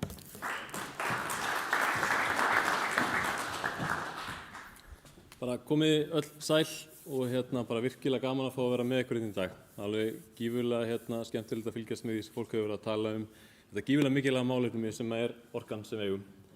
Mér finnst mjög gaman þegar maður beðinn að fá að taka þátt í svona og sérstaklega þeim vinkli að koma úr ferðaþjónustunni. Hvaðan kemur hún af þessu, að orkumálum og öðru. Þannig maður að velta fyrir sér aðeins svona hvað maður ætti að tala mikið af meiri sérfræðingum inn í húsinu heldur en ég sjálfur í þessu. Þannig að mér langaði bara aðeins að segja ykkur frá verkefnum sem Skógarböðin eru og hvernig, hvar, eins og ég segi, nýting og orku og fleira kemur inn. En við náttúrulega ferðamaðurinn farin að leita skífulega mikið í íslenska að fá að vita og þekkja og fá að kynnast hvernig við erum að nýta orkuna, hvernig orku við erum að nota og svoleiðis. Og við finnum mikinn áhuga á því, mikið af fólki sem kemur til okkar og starfsfólkið mitt stanslaust spurt að því hvaðan orkan kemur, hvernig nýtið þetta, hvað og alls konar svona spurningar í tengslum við það. En eins og kannski einhver ykkar vita, við erum tiltölulega ungt fyrirtæki. Við séum að við erum búin að vera starfrækt núna í 2,5 ár, það byrja, aðeins innan við 2,5 ár. Þetta svolítið þannig að eins og flest ykkar vitið að þá var verið að bora í gegnum Vaðlaheiðina fyrir svona áratug eða cirka svo og þeir finna aðeins stærri bunu af vatni heldur en Eyþór sýndi okkur áðan sem flæðir síðan bara út úr göngum og inn í sjó í svolítið nokkuð mörg ár. En það sem 2020 sem eigendur landsins sem að Skógarböðin eru staðsett í að labba skóginn sinn og fara að velta fyrir sér hvað getum við gert við landið okkar. Og kviknaði þessi frábæru hugmynd til að horfa út og sjá streymið af gufan upp úr sjónum, bara getum við nýtt þetta vatn. Og þá kviknar hugmynd byggjum böð og þeir sem þekki til viti að það gerðist bara 1, 2 og 3. Eiginlega áður en leiðin voru komið, nei, ég segi svona. En þannig að frá því að hugmyndin kviknaði 2020 og þá búið að opna böðin í maí 2022. Og eins og ég segi, við erum tiltölulega ung og við erum að nýta orkuna en við verðum miðað við plön á uppbyggingu á baðstöðum á landinu. Það verður orðið mjög gamall baðstæður, mjög fljótt. Það svolítið svoleiðis, en ég held að séu 16 baðstæðir í pípunum alls staðar á landið, eins og staðan í dag. Þannig að gífurlega mikil orkunýting sem mun eiga sér stað á næstu árum í þessu. Við höfum tekið á móti ríflega 300.000 gestum frá opnun og sem bara alls staðar á heiminum. Og það sem svo gaman það að við finnum áhugan hvaðan sem fólki kemur, á því hvernig við erum að nýta orkuna og hvaðan hún kemur, hvernig Ísland að nýta hana almennt. Af því að það alveg að mörgu leyti, við erum svolítið framalega þegar það kemur að þessu. Það alveg svoleiðis. Og þetta náttúrulega verkefni svona verkefni sem samstarfsverkefni margra aðila. Við náttúrulega erum gífurlega heppin með aðaleiðin í kring, sveitafélögin í kringum okkur, með Norðurorku líka, með vatnið, með öll fyrirtækin sem hafa lagt tíma og vinnu í það sem við erum að gera. Bara því að þetta hefur gífurlega jákvæð áhrif á samfélagi sem við búum í fyrir norðan. Þetta hefur kannski verið svolítið þannig að innan ferðaþjónustunum þegar fólk kom hingað norður þá var alltaf spurt hvað við að fara að gera, þá var alltaf að fara í Mývatnssveit. En blessunarlega núna þá erum við komið með smá segulenda sem heldur fólki svæðinu í okkur og aðilar í kringum okkur finna það, hótel og fleira, að fólk farið að verja meiri tíma á Akureyri og í Eyjafirði sem mjög skemmtilegt. En svona aðeins ef ég tala bara öllítið í hvar notum við tæknina, hvar notum við af því ég ætla að tala tækni líka, ég veit að þið eru miklu tækni meira þenkjandi en ég, en við náttúrulega ferðaþjónusta nýtir tækni á margan hátt. Við þurfum að nýta hana til þess að ná til viðskiptavina. Við þurfum að nýta hana í bókunarferlum hjá okkur og þannig. Við stýrum öllu balóninu með gífurlega mikilli tækni sem við fengum forrit og annað í gegnum Eblu, sem bara öll hitastýring og flæði og fleira stýrt í gegnum bara tölvukerfin. Og við værum ekkert án tækninar. Það svolítið þannig. Ef við hefðum ekki alltaf þessa tækni og alltaf þessa þróun sem átt sér stað á síðustu árum í tækni, að þá væri rosalega erfitt að vera búin að taka á móti 300.000 manns. Það alveg þannig. Við getum eiginlega deilt þessari tölu með allavega 10, 50. Það alveg svoleiðis. Þannig að en síðan bara líka þetta, og við erum alltaf að leitast eftir og erum að reyna að finna nýja leiðir, eins og ég segi, við erum að nota gífurlega mikið magn af heitu vatni hjá okkur. Það eru vatnsskipti í böðunum hjá okkur á 4 klukkustunda fresti, á 6 klukkustunda fresti, þannig við erum að skipta vatni í böðunum 4 sinnum á sólarhring, sem gífurlega mikið magn, og það sem við erum að náttúrulega leitast eftir að fara að finna leiðir til þess að nýta vatnið ennþá betur. Hvernig getum við mögulega nýta á annan hátt yfir ykkur önnur verkefni eða þannig að það flæði ekki bara frá okkur og niður í sjó, sko. Þannig að það alls konar pælingar og hluti sem við þurfum að vinna sem mjög spennandi og það gaman bara að fá einhverja innanhús sem hafa áhuga á því að skoða það með okkur til þess að vinna að því, sko. En þetta svona bara í grunninn verkefni við skógaböðin, og eins og ég segi, ef það einhverja spurningar, pælingar, þá bara að gera, ekki hika við að velta þeim upp. Annars bara takk hérlega fyrir mig.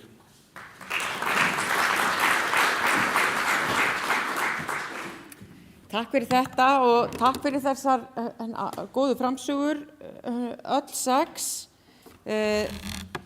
Ég ætla að koma hérna með nokkra spurningar og eins og ég sagði áðan, kannski að taka svona 2-4 spurningar úr sal, ef að fólk ekki algjörlega að deyja. En nú, Kjartan, því að þú varst nú síðastur, kannski bara ágætt að halda áfram hamra járnið með það heitt. Hvernig sér þú talaði mikið um tækni, hvernig sér þið fyrir þér að tæknin geti svona hjálpað ferðaþjónustunni og nýtnin á þessu heita vatninu geti hjálpað ykkur enn frekar, og þó sérstaklega ég nú að horfa á skógaböðin? Mjög góð spurning. Náttúrulega eins og ég sagði líka áðan, eins og bara með okkur eins og alla hina staðina sem eru uppbyggingu, af því að það svolítið þannig að ferðaþjónustan á Íslandi að verða svolítið baðmiðið, ef ég má orða það þannig. Og þetta mun gera það að við þurfum að nota heitavatnsorkuna okkar gífurlega vel og heita vatnið. Við þurfum að finna nýja leiðir kannski með tæknilega sér til þess að geta nýta betur. Eins og ég segi, við erum með gífurlega mikið af vatnsskiptum í gangi hjá okkur og við gerum það náttúrulega bara til að halda vatninu og böðunum eins hreinum og við mögulega getum. Og því að við megum náttúrulega ekki nota klór eða aðra hluti til þess að halda þeim hreinum, sko. Þá þurfið þið Karin kannski að tala saman? Ég er opinn fyrir öllum samtölum ýmislegt, sko. En þannig að þetta svona kannski aðalega bara hvernig við munum nýta þá tækni getur hjálpa okkur í þessari nýtingu.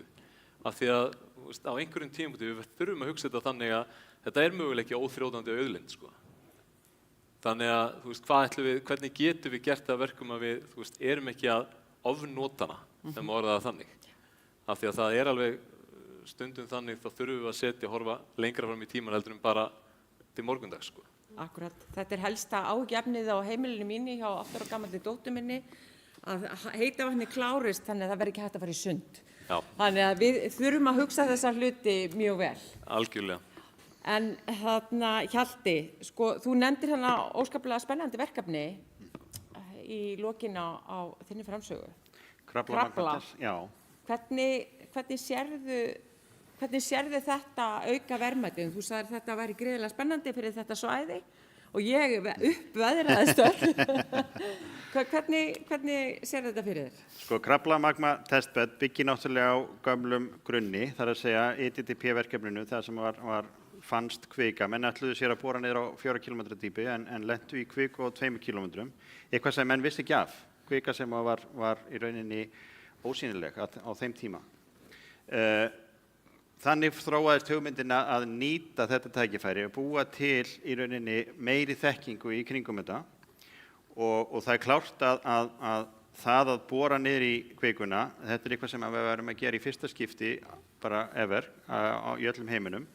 Við myndum fá sýni milli Storknesbergs og Bráðinsbergs og þetta hefur aldrei verið gert. Þannig að við værum þarna að brautryðjendur áfram sem að myndu tryggja okkar forystu hlutverk í því að nýta jarðvarma og það á sérstaklega á svona háum hita. Og við erum núna að byggja upp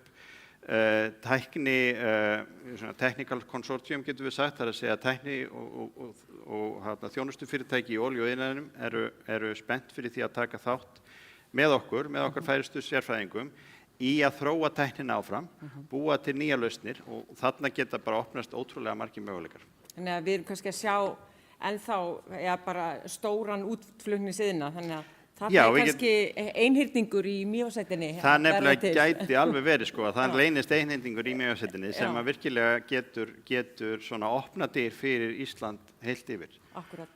Ég held að þekkingin okkar sé náttúrulega það mikil að hún er svo sannarlega útflutningsvara. Já. En Karen, við deilum áhuga frá þetta. Bara svona óþægilega miklum. Geggja. En þarna, hvaða nýsköpun í líforku sérðu sem mikilvægasta skrefið fram á við fyrir sjálfbæra þróun? Annað en að laga til fyrir Kjartan. Ég held að ég sé bara tækifæri. Mér finnst þetta bara alveg gjörsamlega glórulaust hvað við erum að gera eða réttar sagt ekki að gera. Ég bjó lengi í Danmörku og ég held að það hefur kannski opnað augun á annan hátt. Ég held að tækifærin, bara svo að ég svara ekki, þetta getur tekið mig allan daginn að svara þessu, en raunverulega bara í því að við förum áfram í þessa vegferð sem ég var að lýsa áðan, að við séum bara duglegir að horfa á þessa strauma sem við erum að taka upp, hvernig megum við nýta það betur og hvað er raunverulega í þessu áður en við hendum þeim út aftur. Þannig að ég held að raunverulega það sé tæknina, því að þetta er líka nýsköpun og nýsköpun, þetta er nýsköpun í Íslandi, þetta er samt ekki nýsköpun þegar við horfum út fyrir landsteinana. Þau eru búin að gera þetta í mörg ár og þetta er ekkert flókið. Nú eru Eyfirðingar að fara af stað með líforkuver sem er náttúrulega gríðarlega spennandi í samstarfi við ríkið. Þannig að það er náttúrulega stór áfangi sem vonandi kemst á koppinn sem allra fyrst. Þannig að það er nú kannski eitt af því sem þú vísar til að þessi er löngu búið að vera.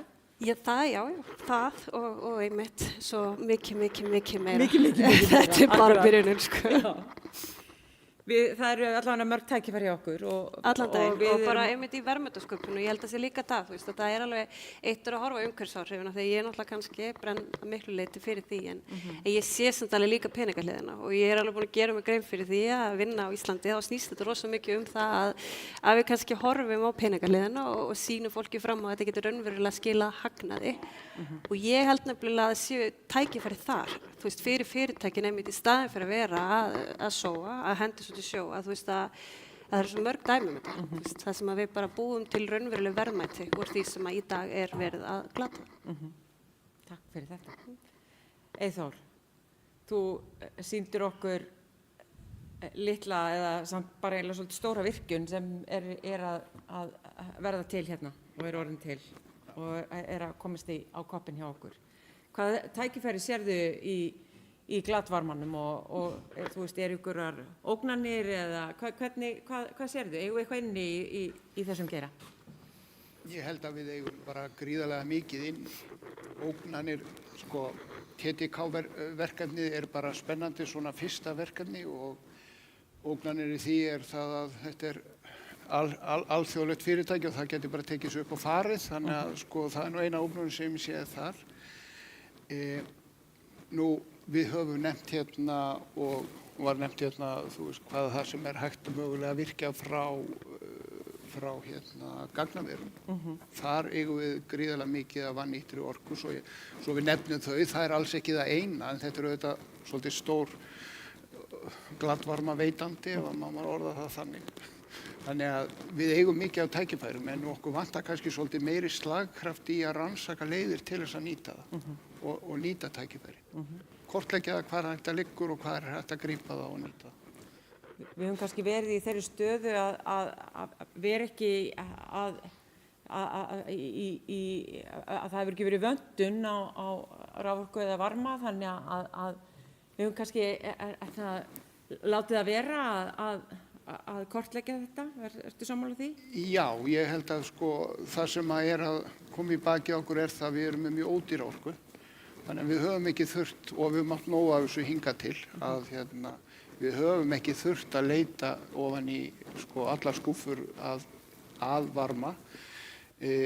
En við náttúrulega sjáum það líka núna. Við erum búin með alla lægst hangandi ávöxtin og við þurfum að fara að leita fleiri leiða. En það er líka bara svona samfélagsleg skylda á okkur að reyna að nýta það sem þegar er verið að nota og fullnýta það og spennandi kostir örugglega í stöðinu. Og mér langar að taka bolta sem Karen nefndi verðmætin sem að felast í fráveituvatninu, þau geta verið talsverð.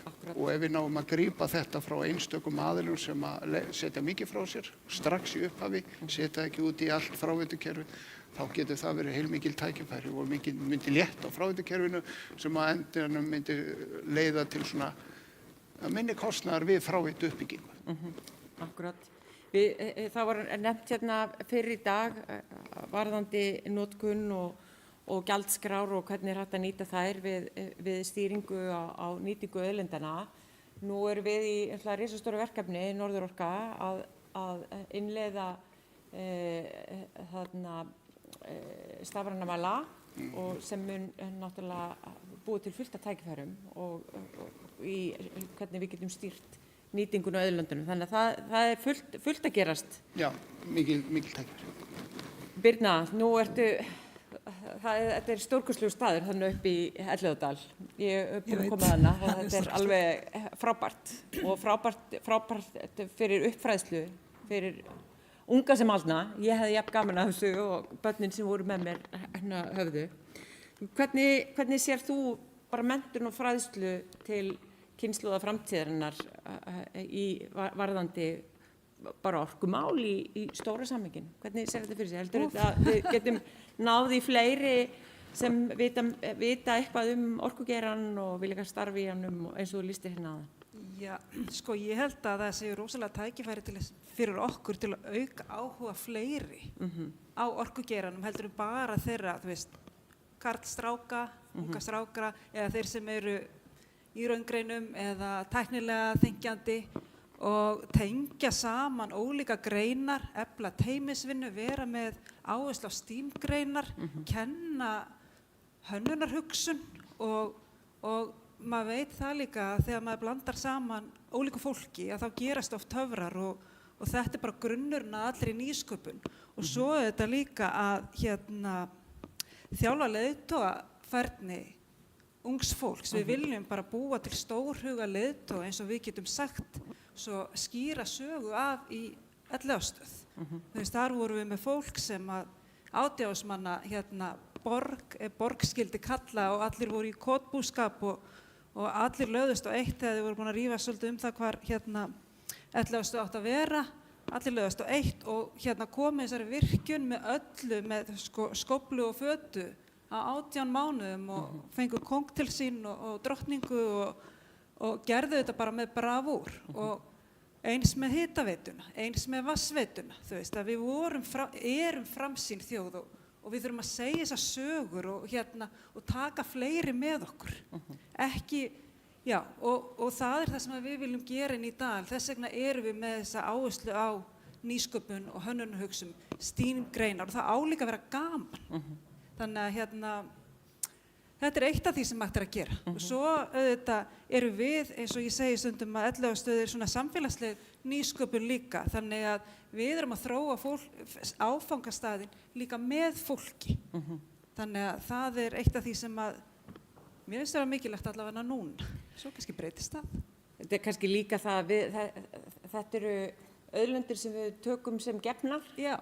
Að fá vatn í kranan og kalt og heitt og það sé frá þetta og við getum kveikt ljósinn og hlaðið allt sem okkur dettur í hug. Þannig að það er mjög mikilvægt að koma þessu á framfæri. Algjörlega og bara eins og með rafmagnið, ég meina rafmagn er ekki bara, rafmagn, þú vilt vita hvaðan það kemur og læra þá. Ég meina rafmagnið kom líka með nýjan tón, það tengist listsköpun og öllu þannig að sýna fjölbreytileika líka starfana og fá fólk sem vill vinna með okkur í þessu. Akkurat. Að búa til, vera áfram þessi framfara þjóð. Akkurat, vera áfram þessi framfara þjóð, ég held að það sé bara algjört lykilatriði. En Björn, gagnaverin, það hefur alveg verið staðið smá stýrum ykkur. Ég meina, hvaða tækifæri sérðu fyrir þinn geira til að efla orkugeiran og stuðla sjálfbærni og svona stuðla kannski að jákvæðri ímynd ykkar?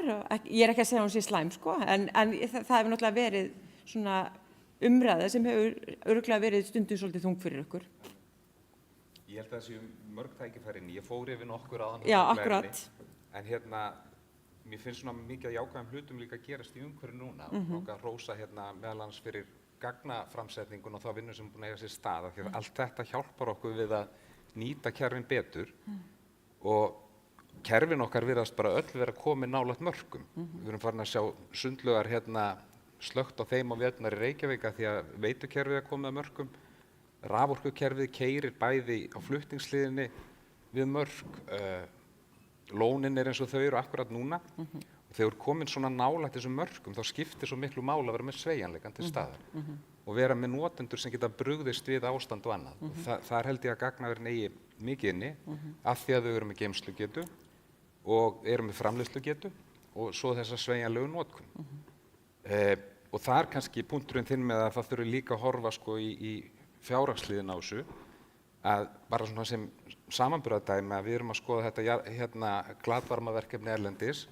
Þar erum við bara með gjaldskrá. Við vitum hvað við getum selt kílóvattstundina af glatvarma á og þetta svona þroskara. Þannig að við kannski höfum haft þennan lúxus eins og ráðherra var að lýsa á hann. Við erum með frábæra sögu og við komum svo langt, svo hratt.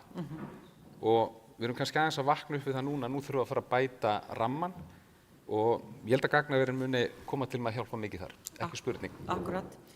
Gaman að segja frá því, Akureyri er í miklum samskiptum við sveitarfélög á norðurslóðum og sérstaklega í Svíþjóð eru gagnaver og svona megagagnaver orðin nýi iðnaðurinn í staðinn fyrir stáliðnaðinn. Þannig að rafmagni fer í gagnaver í staðinn fyrir að vinna stál. Akkurat.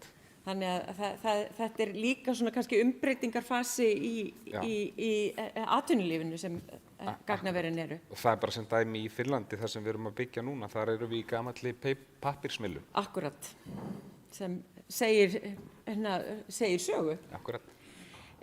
Mér langaði nú kannski til þess að, við erum búin að tala svo mikið að við erum stoppuð hér, en mér langaði til þess að þakka ykkur kærlega fyrir góðar og skemmtilegar umræður og mjög fjölbreyttar og ýmsar tengingar en kannski ekki, en bara kærar þakkir fyrir ykkar framlag og takk fyrir mig. Takk fyrir.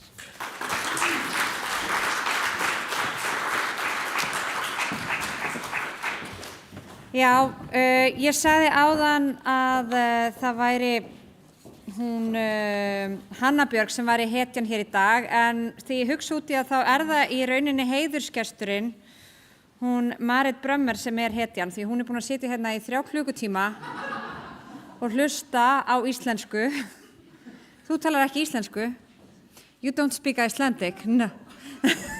Have you learned something in the last 3 hours? Yeah? No, I've been looking at you and you've been looking like you understand what they're saying, but then I'm like, no, she doesn't understand, and that is very impressive. En já, þetta stórstjarna í orkugeiranum, hún heitir sem sagt Marit Brömmer og frá Hollandi og framkvæmdastjóri Alþjóða jarðhitasambandsins. Marit með yfir áratuga reynslu úr olíu- og gasiðnaðinum en nú í fremstu víglínu jarðhitans og telur að jarðhiti gegnir lykilhlutverki í orkuskiptum. Við skulum bjóða hana, við verðum að gefa henni rosalega gott klapp, hún er búin að sitja hérna í 3 klukkutíma. Marit Brömmer.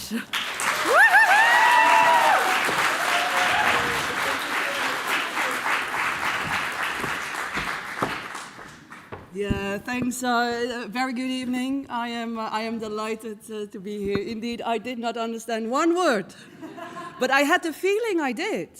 And I think it is your ability, and I tell you why. I think it's your ability to communicate effectively. And it is your storytelling DNA, I guess, that sort of got me, because I could feel the words, I could sort of feel what you were talking about, and of course I could hear some of the words. And thank you, Hatla, for putting some English slides on. So water scarcity is a big thing, so thank you for that.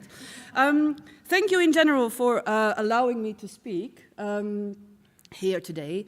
I just want to tell you my story. I landed yesterday. I came from Amsterdam, so I'm originally from the Netherlands. And when you land in Reykjavik, I saw this huge sign that says, "Welcome to Iceland. This is our home." And I thought, ooh, that's a good slogan, because when you land in my country, it says, "Welcome below sea level." Second, I was very late, and you booked me on this flight to Akureyri, and I was very late, but the driver said, "Not a problem, not a problem, this is Iceland." And he told me, "Ekkert mál." And I heard one of your speakers said this in his presentation. It was the presentation with the cars. He said, "No problem, no problem." I thought, I've learned something. Anyway, so we drove to Reykjavik. He told me about your 13 Santa Clauses. He also told me that the volcano Laki was actually the reason why the French had their revolution. So I had this history lesson all the way to Reykjavik, and then I met Hjalti, and we went to Akureyri, and I learned about Karen, who opened the elevator because you got stuck with even a pregnant lady with 8 months, and you all remained calm. I was just flabbergasted. I thought, no, this can't be true. Only in Iceland, a minister missing his flight, or too late for the flight, or the pilot not waiting for a minister, whatever that situation may be, going to a different town, renting a car in order to be on time for a signing ceremony about Krafla Magma testbed. I find that remarkable. So thank you, Iceland. And it is this ability, I guess, that we need for the world. So I was asked to say a few words. And thank you, Hatla, again, for the invitation. It has been phenomenal. I love Akureyri. I've never been here.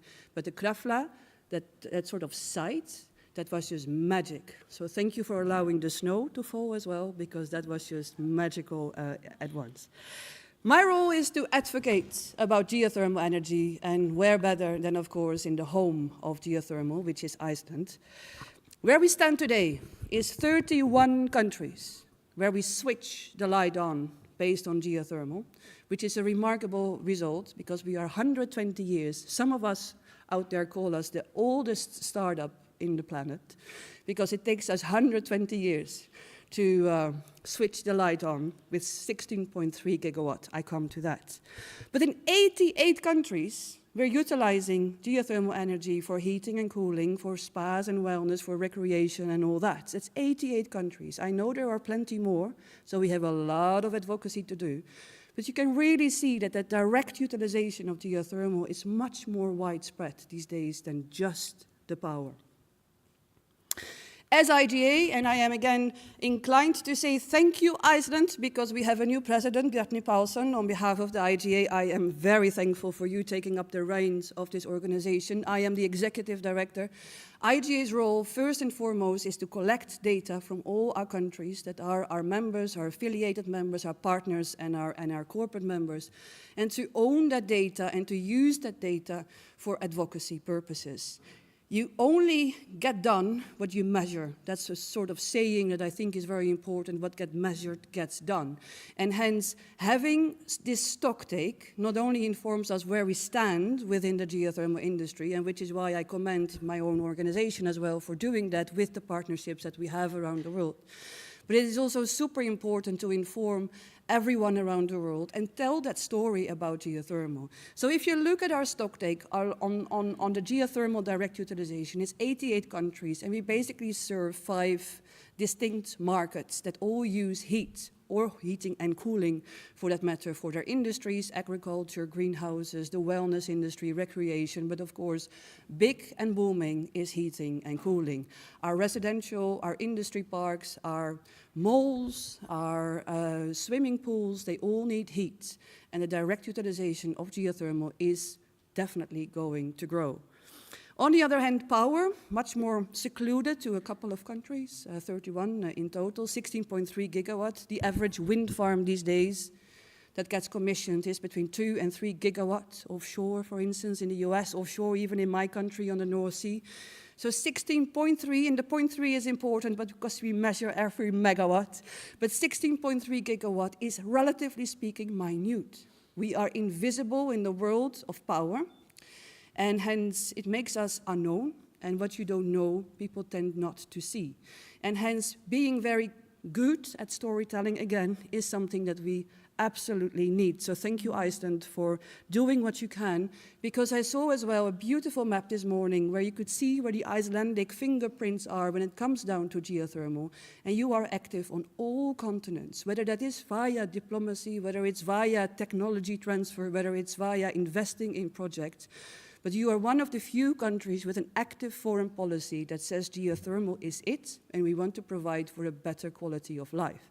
And that is just commendable.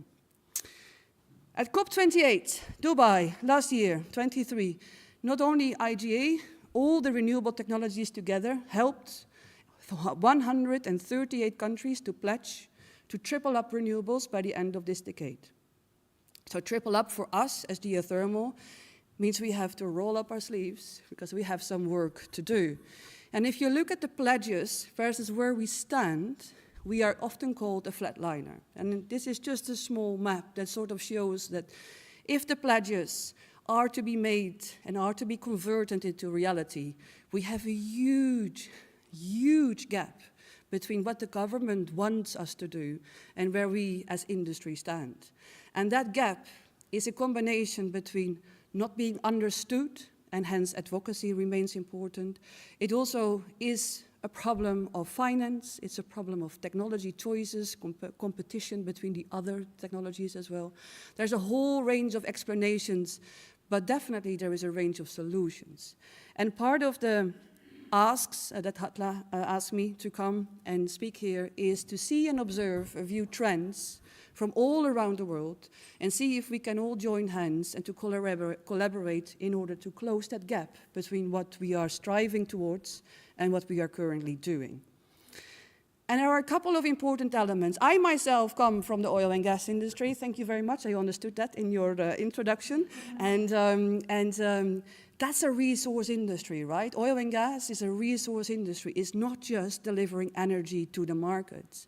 And I quite like to think as geothermal as the same type of industry, because we are more than just a utility company providing a service for electricity or for heating and cooling.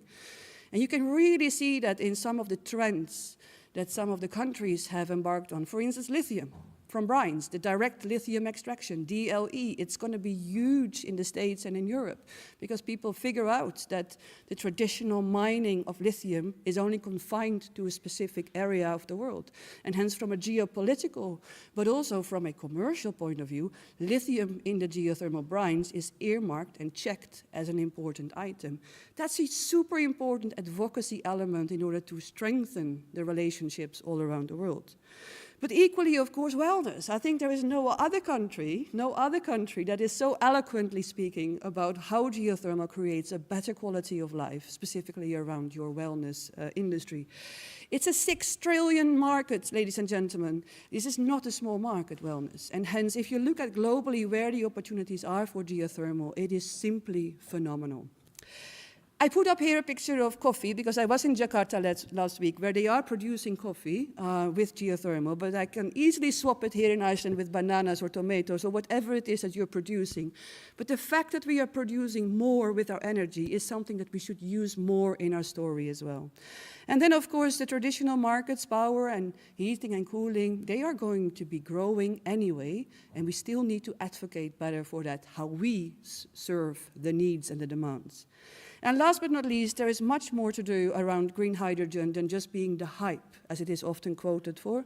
I do think that there is going to be a hydrogen economy, probably in the, let's say, coming decades.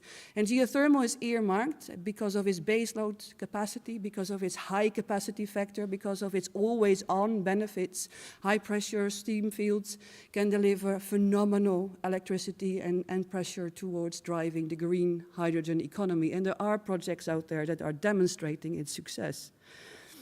And if you map this, and the map is super sensitive, I've do this role for 7 years, and how you project the world map is sometimes seen as a diplomatic statement. So what I did, also quoted a couple of times by my New Zealandic friends, is not to put Iceland in the middle, but to put New Zealand in the middle. Of course, to demonstrate the nice ring of fire, but actually it is not to lose New Zealand as our partners, because they're often seen as being falling off the map. Anyway, from 1 to 7 key trends that we observe within the geothermal industry. If you look at number 1, Europe.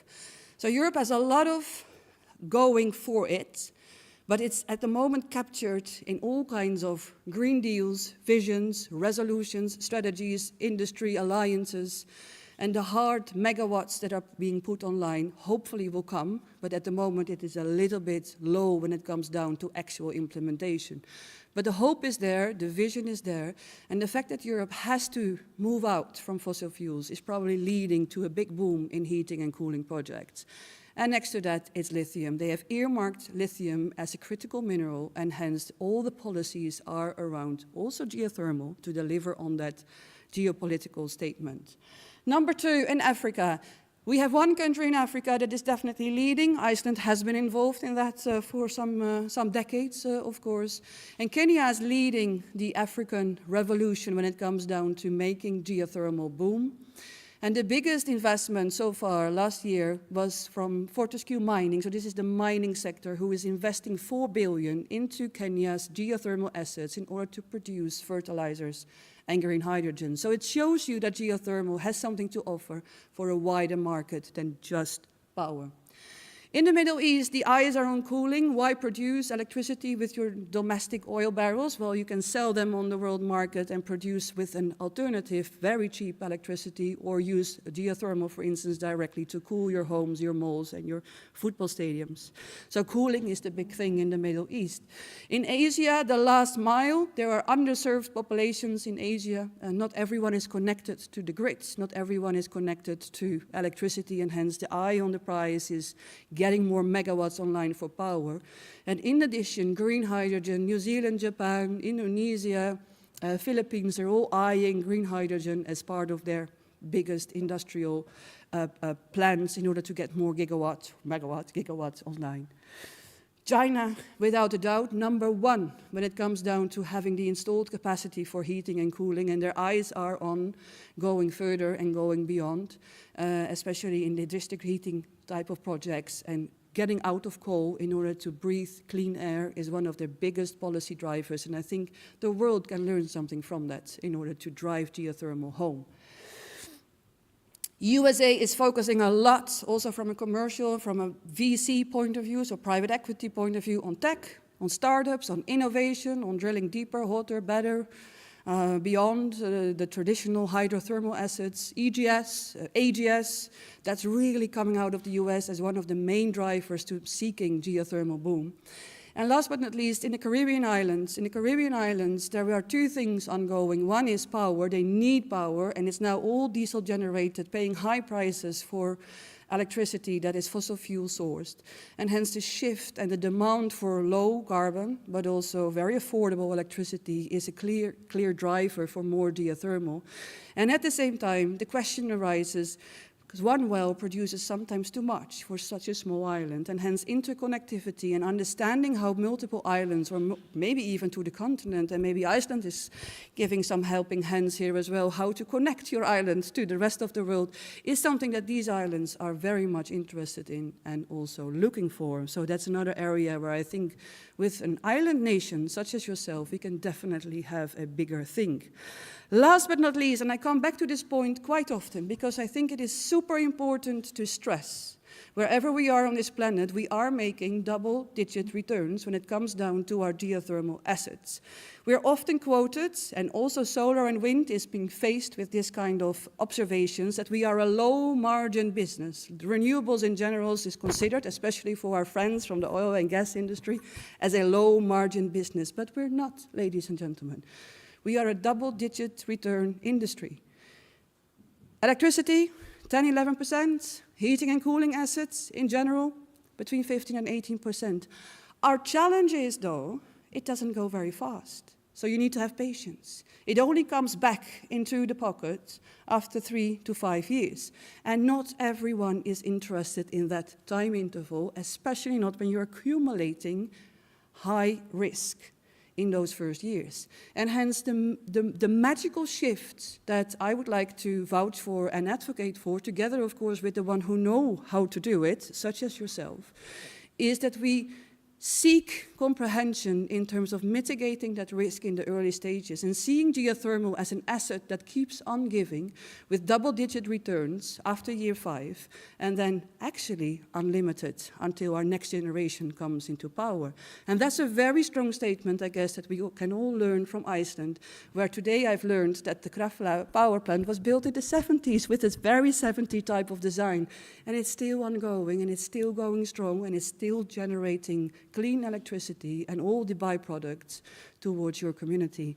And that brings me to the last and final thing. In 2020, although it was postponed to 2020+1, we had World Geothermal Congress, of course, here in Reykjavik, and it was amazing. And thank you again, Bjarni Paulsen, and all your team, Hjalti as well. But in 26, we are going to go to Calgary. We're going to go to Canada. And part of the reasons of choosing Canada is to forge geothermal innovation, is to look into how we can expand beyond the traditional zones where we already know how to explore and how to produce geothermal, the interaction with the oil and gas industry and the mining industry. And for that, I would like to ask Iceland not only to come and bring your fantastic self to Calgary, but also in the run-up to Calgary, that we advocate together about this wonderful resource that we all have beneath our feet. Thank you.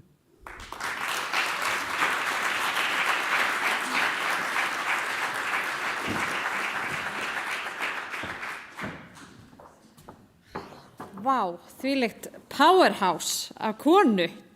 Do you understand what I'm saying? Heyri, það komið að lokum hjá okkur í dag. Ég segi bara vel gert allir. Þið ekki öll þvílíkt innblásin? Ég allavega mjög innblásin og mjög frætt eftir þetta og bara þessi fyrirtæki sem voru í pallborðinu áðan og ég bara takk öll fyrir að vera að gera þetta. Meðan ég fer bara og leik eitthvað. Þá þið að breyta heiminum. Takk fyrir það og takk fyrir samverun í dag.